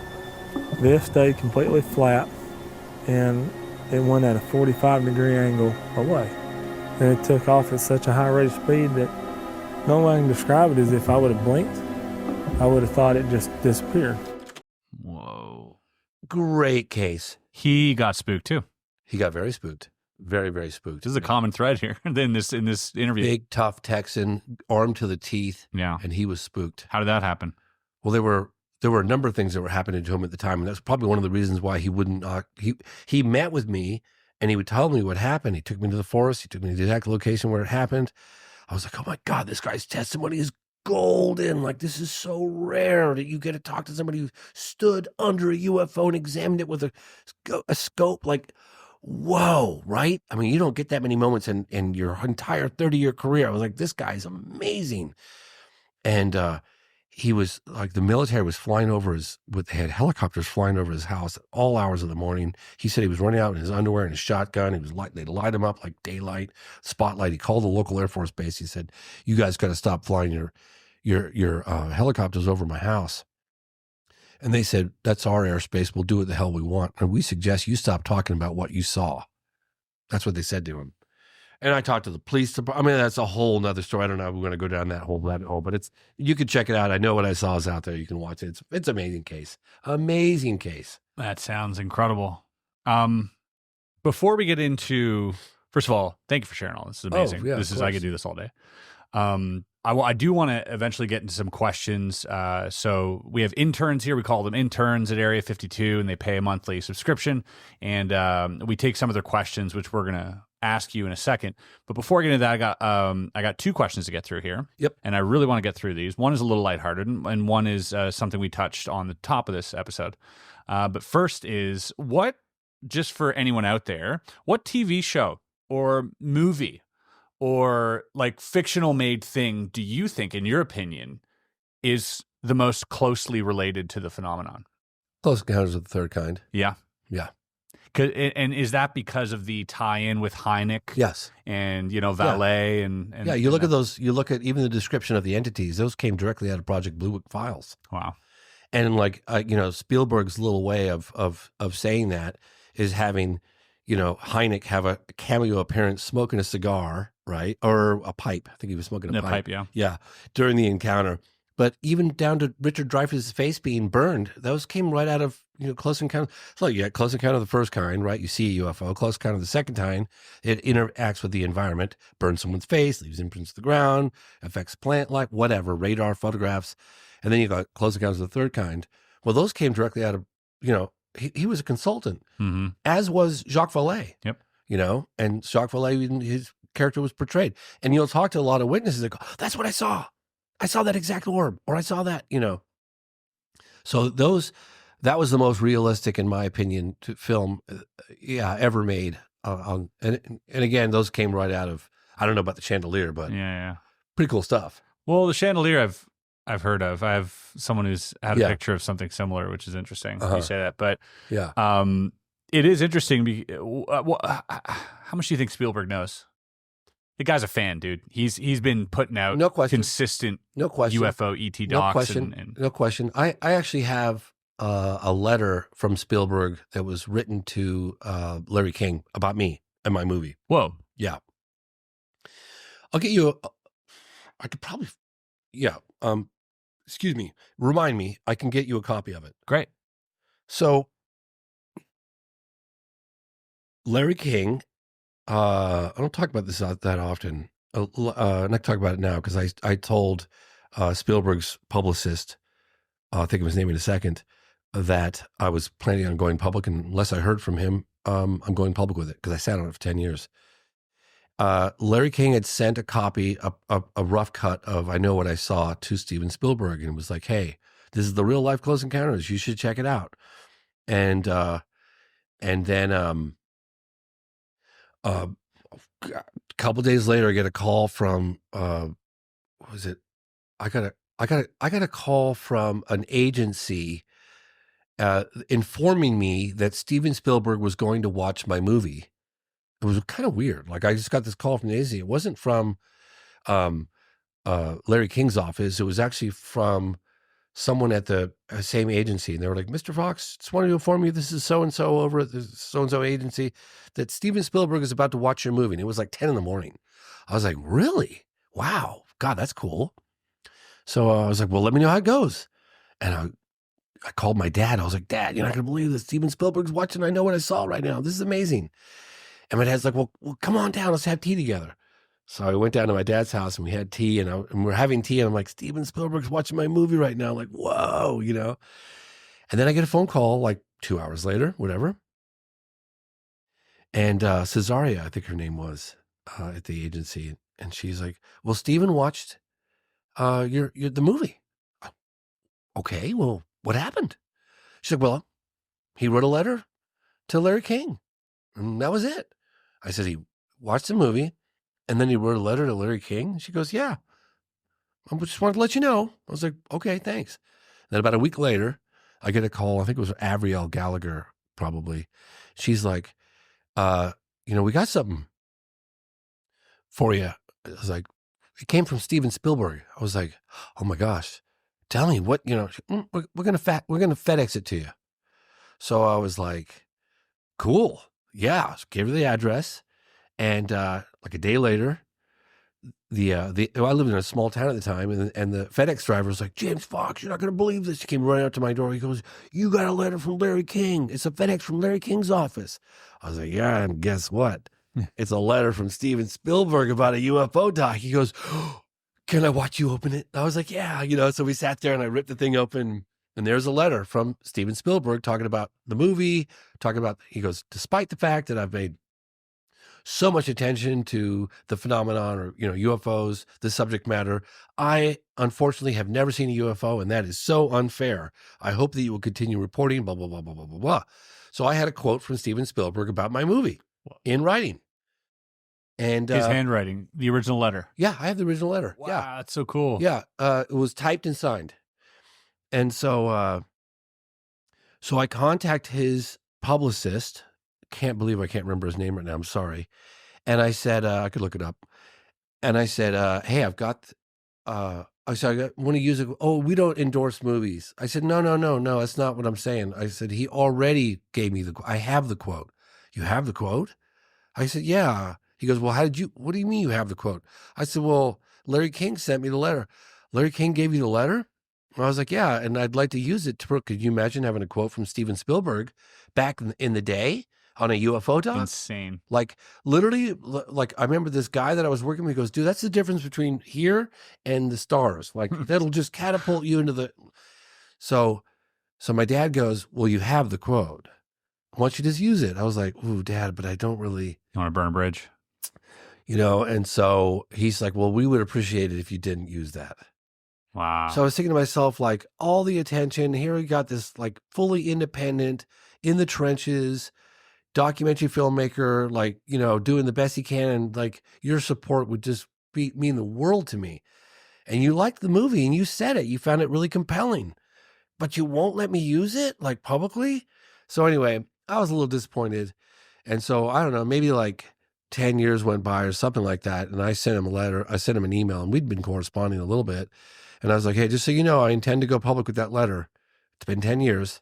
And unless I hear from you, I'll assume that that's okay. And I didn't hear from him. So I published it a lot. I mean, I put it out there. I should put it out there more recently, but I'll give it to you. That is so cool. Isn't that crazy? That is amazing. And I know. And good for you. I think you made the right call, not putting it out, like, ethically. Yeah. I think much to your point, I think he knows how much that's worth. Yeah. Putting his name on anything, you know what I mean? So, and had he wanted to put his name on it, I think he would have let you know. But I think that's, it sounds to me like his way of sort of saying, hey, this is a great movie, without saying, hey, this is a great movie. Yeah. I mean, the weight of his endorsement would have been game changing. Typed and signed, like, that takes effort. That's not an email. It's not a text. It's not a DM. Yep. So that goes a long way as an aspiring filmmaker. I'm sure that I have it on my wall. Yeah. I have it framed on my wall. Yeah. Last question before we get into the intern inquiries. Just want to make sure we're rolling here. All right. At the beginning of this episode, I welcomed you into the SCIF for the second time. Yeah. Because you recently got invited into a SCIF. Yeah. And I could say, is that the Pentagon? So I went to the Pentagon initially. It was right across the street from the Pentagon. Okay. Like an extension on the other side. And I had to do a 48-hour background check. And so basically, let's just say this is as much as because I've been asked not to reveal exactly why I went there, because it could interfere with the current investigations that are happening. Mm-hmm. But we're both going after the same footage. And I'm helping them acquire said footage. And I will be able to talk. I'm not trying to be sneaky or secretive. I can't jeopardize those contacts. And we're working together right now. And a lot of people think like, oh, well, now you're working with some people on the inside. Well, people are people. And there's some good people and some bad people. And some people that actually legitimately want this information out. Yeah. So I'm working with there was an individual that I'm working with who's now on the outside, who was on the inside, and he pulled some strings and got me into a SCIF with the current head of Arrow, John Kosloski. Kosloski.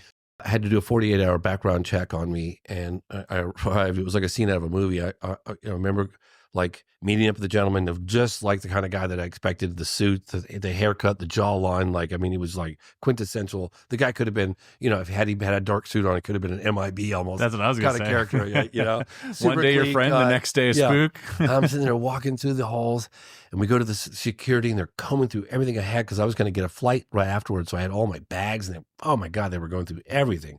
And they did a background check. How are you feeling? I was feeling a little stressed. This is a big deal. Big deal for me, yeah. For someone who's been trying to get to the center of the maze. Yeah, but I was trying to so I went through the security. I was a little stressed. I was like, shit, I don't think I have anything in my bag. But they're combing through the lint. I mean, my God, they were going through everything. I was like, I don't think I have anything in there. I was thinking to myself, So anyway, so we go through that, and then I get this badge, and I'll show you. Yeah. So I get this badge, and then I have to go. They have these glass tubes, maybe about this big around, and the door would open, and only one person goes to the glass tubes, and they had probably maybe 5 or 6 all along this wall.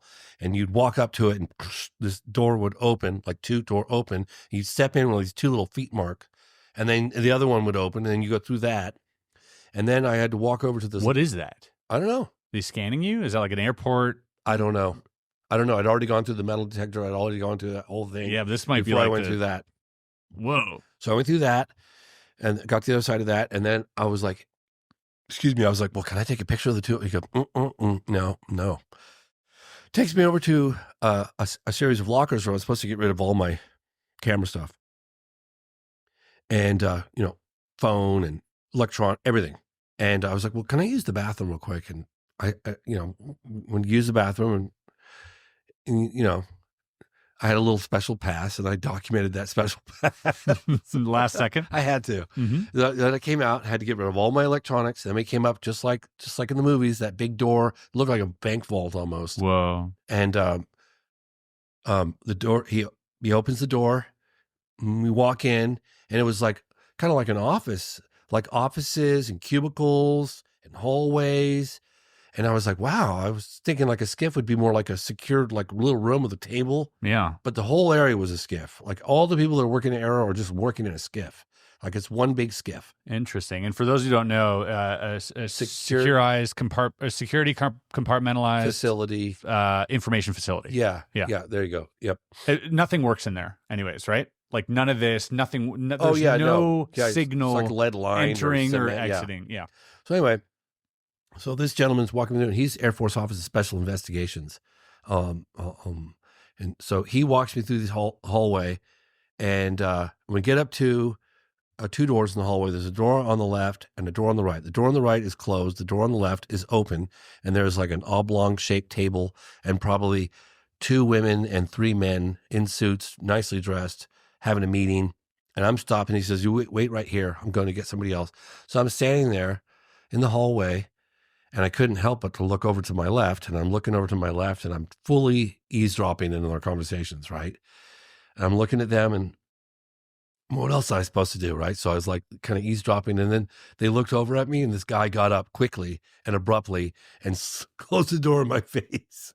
But I was like, well, how could I not look? I mean, they're having a conversation in a SCIF. I'm not going to ask you what they said, but was the conversation anything pertinent, or was it just? No, I was just tuning in. I was just really trying to listen, and I was checking it out, and the guy closed the door, and then this other guy comes up, John Kosloski, and he's like, I got a few minutes, and we went into the SCIF. We went into his office.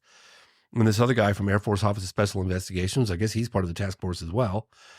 And I start talking openly about. So this other guy was there the entire time as well. John Kosloski was only there. John Kosloski, but the other guy was. The other guy was there the whole time. The whole time. So he was. John, the Air Force Office of Special Investigation guy, was there the whole time. Mm-hmm. John was only there for maybe 10 or 15 minutes. Interesting. But because so I started talking about specific cases. I was like, where do these men in black come from? They have this omnipresence. They're global. Like, who are they? And they didn't make any comments. I was like, I was told they're Air Force Office of Special Investigations, but I don't know.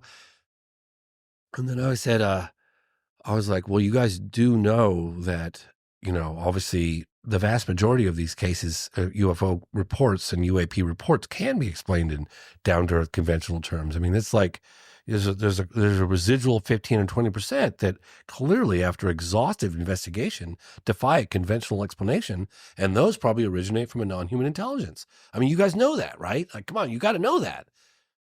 And John looked at me and he goes, James, I can't part my own hair without approval from the DOD.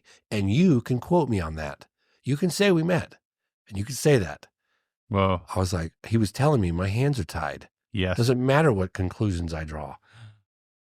It was amazing. That's so crazy. That's crazy that he allowed you. And to, he said to me, I that. didn't say, hey, can I quote you on that? He goes, you can quote, you can talk, you can say we met, and you can say I said that. That's his way of telling you. Yes, that was his way of getting the word across. My hands are tied. Doesn't matter what conclusions I draw. Isn't that crazy? That is crazy. And then I was talking about all the different cases. I was like, this case and that case, and then he had to go. And then they showed me some stuff that they were going after. Right. They showed me some I got to see some stuff, and I was like, that's not. I was like, you need to contact this witness before you release that, because that's not going to go down well. And I also said, you guys got to throw us a bone. We're not going anywhere. This is coming out. It was amazing. I'm still in touch with one of the individuals I texted this morning. Do you have thank you for sharing that, by the way. Yeah, of course. I felt like I was there for a second. That's Yeah, kind of isn't that sick. cool? Yeah, so cool.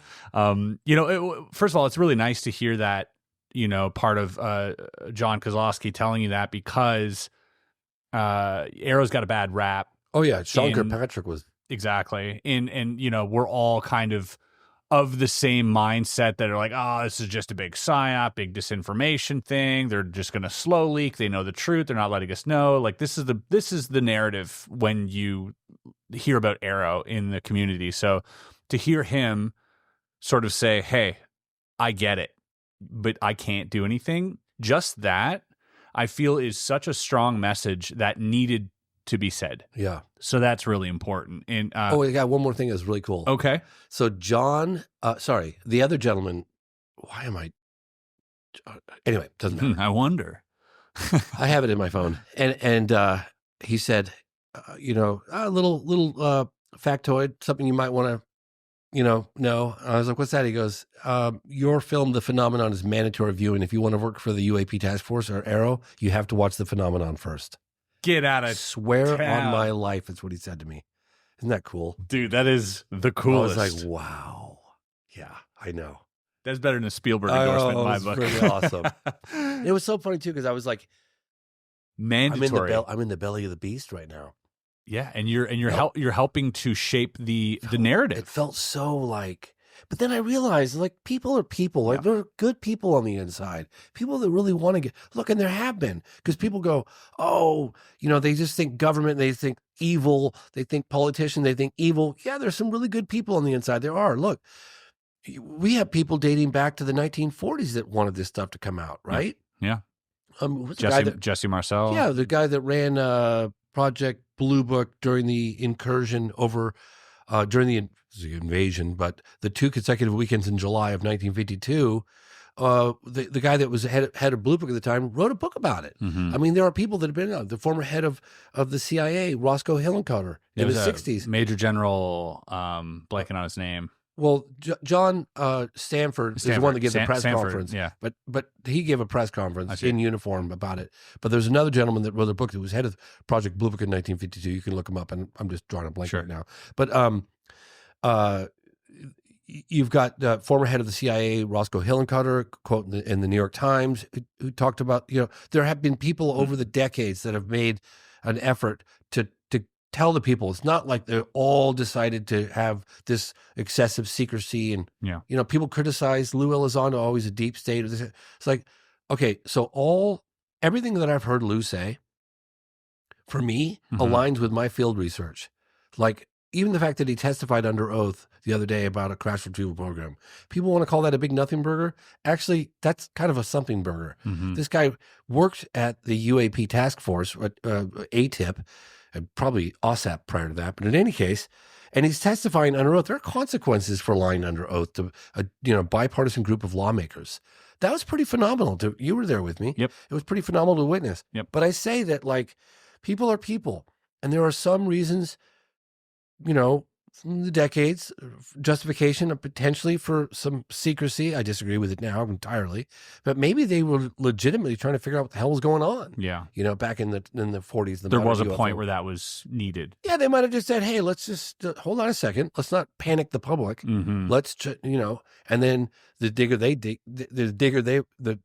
dug, Mm-hmm. the more they probably were like, what the hell's going on here, right? Yeah. And even if you have definitive proof, bodies, crash materials, it still doesn't mean you have all the answers. And there's probably, I'll pose this question to you, but for me, I do believe that there is probably some framework outside of the government that really knows what's going on. Like I'm told 20 people. Yeah. Okay. 20. 20. Wow. Globally, 20 people have the bigger picture. Have the bigger picture. Yeah. And they're running it. 20. Wow. And that came from someone I really trust. Could that be wrong? Yeah, could be. But It tend sounds to think not. Yeah, and that's been, I think, a lot of people's suspicions is that whatever's happening, there's a very few amount of people at the center of this labyrinth. Yeah, a very few. There's a lot of people around the center. I heard it's a little scary too. I bet. Yeah, what'd you hear? I that's all I heard. That it was a little scary. Yeah. But I was like, hey, even if we're someone's petri dish, whatever, Yeah. reality's reality, Yeah. right? Like, or, is it a little scary that we don't have control over airspace? Well, I've known that for a while. Sure. If they were here to do us harm, a lot of people could argue with me and say abductions. Okay, I get it. But for the most part, all the people that I've talked to that have had face-to-face encounters or really dramatic UFO encounters, like close encounters of the second kind, third kind, first kind, if their intent was to harm us, it would have vaporized us decades ago. That's just, and again, people could contradict me and say that's not what they. Yeah, there's different cases. Totally, I'm just saying my Colaris and one. Sure. But for the most part, it's fairly benign. In fact, it's really interesting. And I was like, in retrospect, I looked back on it 10 years after the fact. I did an interview with Parviz Jafari. He was an Iranian general, and he had this dramatic UFO encounter over Tehran, Iran in like 75, could have been 76, in a Phantom F4 jet. And he tried to shoot at it. Whoa. It's really dramatic. I feature it, and I know what I saw. It was an incredible case. And the fact that we got him out of the States at the time when George Bush had called it the axis of evil, the whole Iran. And I was like, oh, God, no, he's not going to be able to get the visas to come, And he was reflecting on the case years later on camera to me. And he goes, he tried to shoot it, and it didn't end well when he tried to shoot it. Like he thought he was dead. And he goes, my biggest regret was that I didn't try to make peaceful contact. I tried to shoot it. What would have happened had I tried to make peaceful contact? And he was really thinking hard about that one. And that's, anything that we can't identify, we just immediately assume is a threat. And we take that position, that position of aggression. That doesn't generally end well. Yeah. It's kind of like the witness in Texas when he had him in a scope, and he's like, he said probably not a good idea. Finger was on the trigger, and he was. Yeah, I could start an intergalactic war right now. Like, what's going on? Like, maybe I better not do that. All right, we're gonna get into some questions here. Cool. Let me turn on this camera. Got it. You got it. All right, while I go set up the camera, if you've noticed, these videos aren't sponsored, and so I'm going to take this opportunity to share with you some of the things that help support this channel, including new merch. We've got these amazing Area 52 snapbacks with the embroidered logo on the front, as well as some brand new patches that you can add to your favorite jacket or shirt or whatever. I left a link in the description where you can pick them up, and thank you for the support. All right, back to the video. This is so cool. Thank you so much for this. Yeah, absolutely. I mean, seriously, I've read through a bunch of it, and there's a whole bunch of really interesting, just fringe cases that you would never otherwise hear about, right? And I find that to be one of the most fascinating things. The phenomenon. Right there. Right there. The phenomenon. Wow. Right? A long time ago, too. Yeah, 19. It's What is this? 60 years ago almost. 64? Yeah. Wow. Anyway, as you were saying, Yeah, we'll bring in some of the questions here. let's do it. So one of which you answered already. But here's one from our Discord moderator, Helsan. So it'll pop up here. Cool. It says, if you could travel back to any UFO event in history to witness it firsthand, which one would you choose and why? Socorro, New Mexico, 1964, April, because it involves a landing and two entities that got out of the spacecraft. And if I could, I've thought about that many times. If I could just put myself somewhere hidden, and have witnessed that up close, the aliens getting out of the spacecraft and walking around. Oh my gosh, that'd be incredible. I mean, I thought about Vargihna, Brazil, but that involved the military and aggression and people's lives threatened. But that encounter was very benign.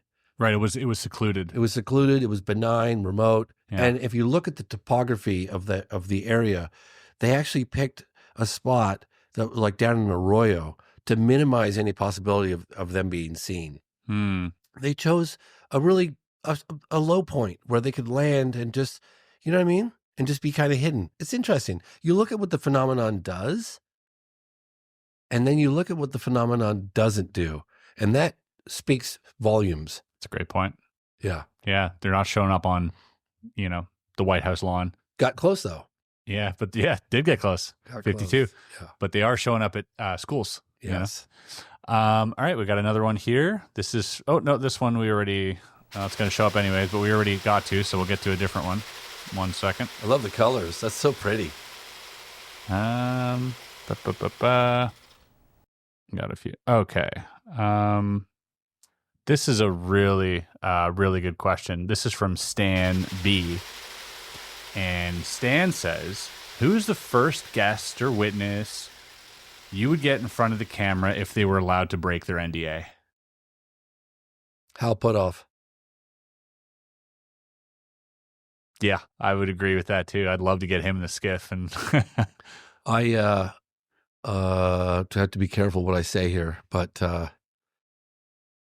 let's just say that I believe, and for reasons that I won't discuss, I believe he's a first-hand witness. Wow. I believe that. I mean, from the interviews he even shared in the program, kind of caught me off guard, especially when he says, like, I've seen things that if I talk about, I'll go to jail. Yeah. Have you seen things that if you talk about, you go to jail? No, but I could talk about things other people might go to jail. Enough said. Yeah. Wow. That's a lot of weight. It is. Yeah. I remember asking myself at one point, is my life better knowing these things? And on the one hand, it's like, be careful what you ask for. You just might get it. 30 years in the field, right? Traveling all over the damn place. Like, I must be nuts. What the hell? You know what I mean? Yeah. Especially, I was telling you last night that I've been laughed at and ridiculed for most of my adult life. Can you imagine? Like, that's why when I was watching David Grush testify, I'll never forget this. I'm an already emotional kind of guy, but I was staring at my screen and my son was trying to get my attention. He wanted to go play with me outside or something. It was in the middle of the day.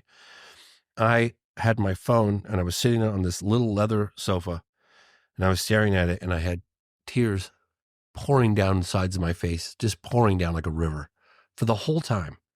Because I was like, I knew it. Damn it. I knew it. And I got laughed at and ridiculed and made fun of. And I didn't believe David Grush because it was a high-level intelligence officer testifying under oath to a bipartisan group of lawmakers. I believed him because everything he said aligned with my 30 years of research in the field. That's why I believed him. You know what I mean? Yeah. And that, the level of, I can't even describe what it felt like I just can't. It was just, that's amazing. Tears just pouring down my face of relief.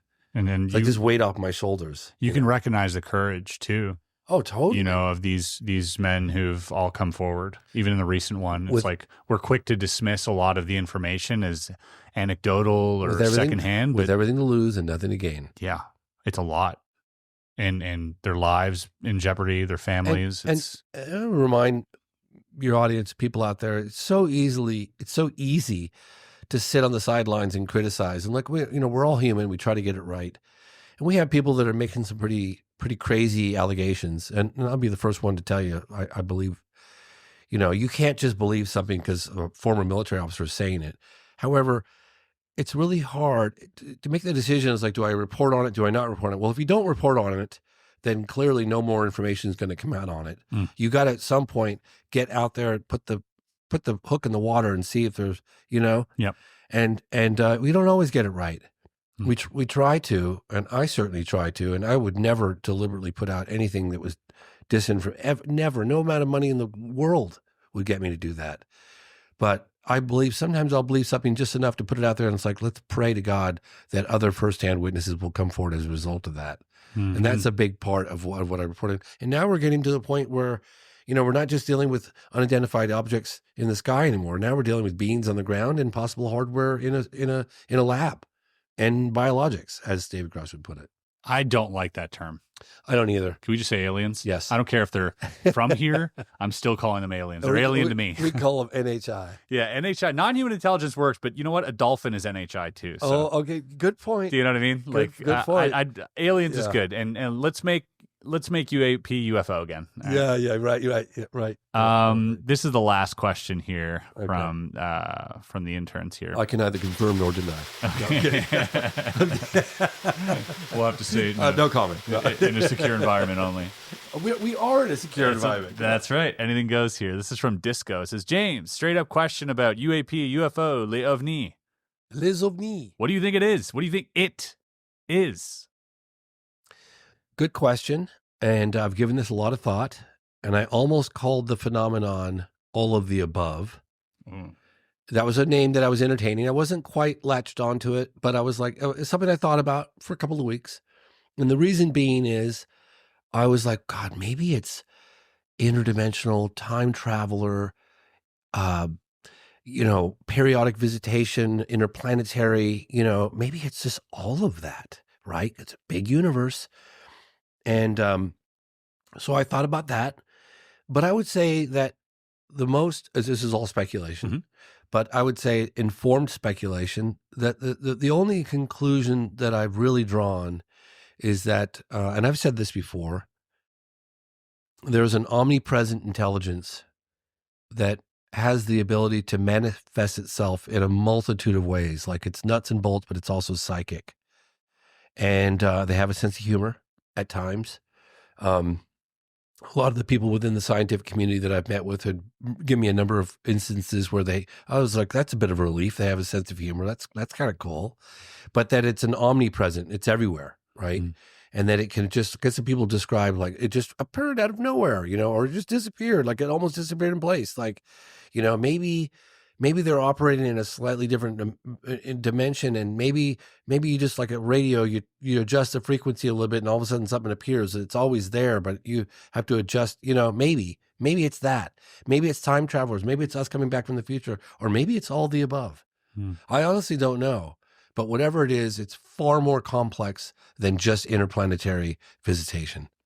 No question. Great answer. All right.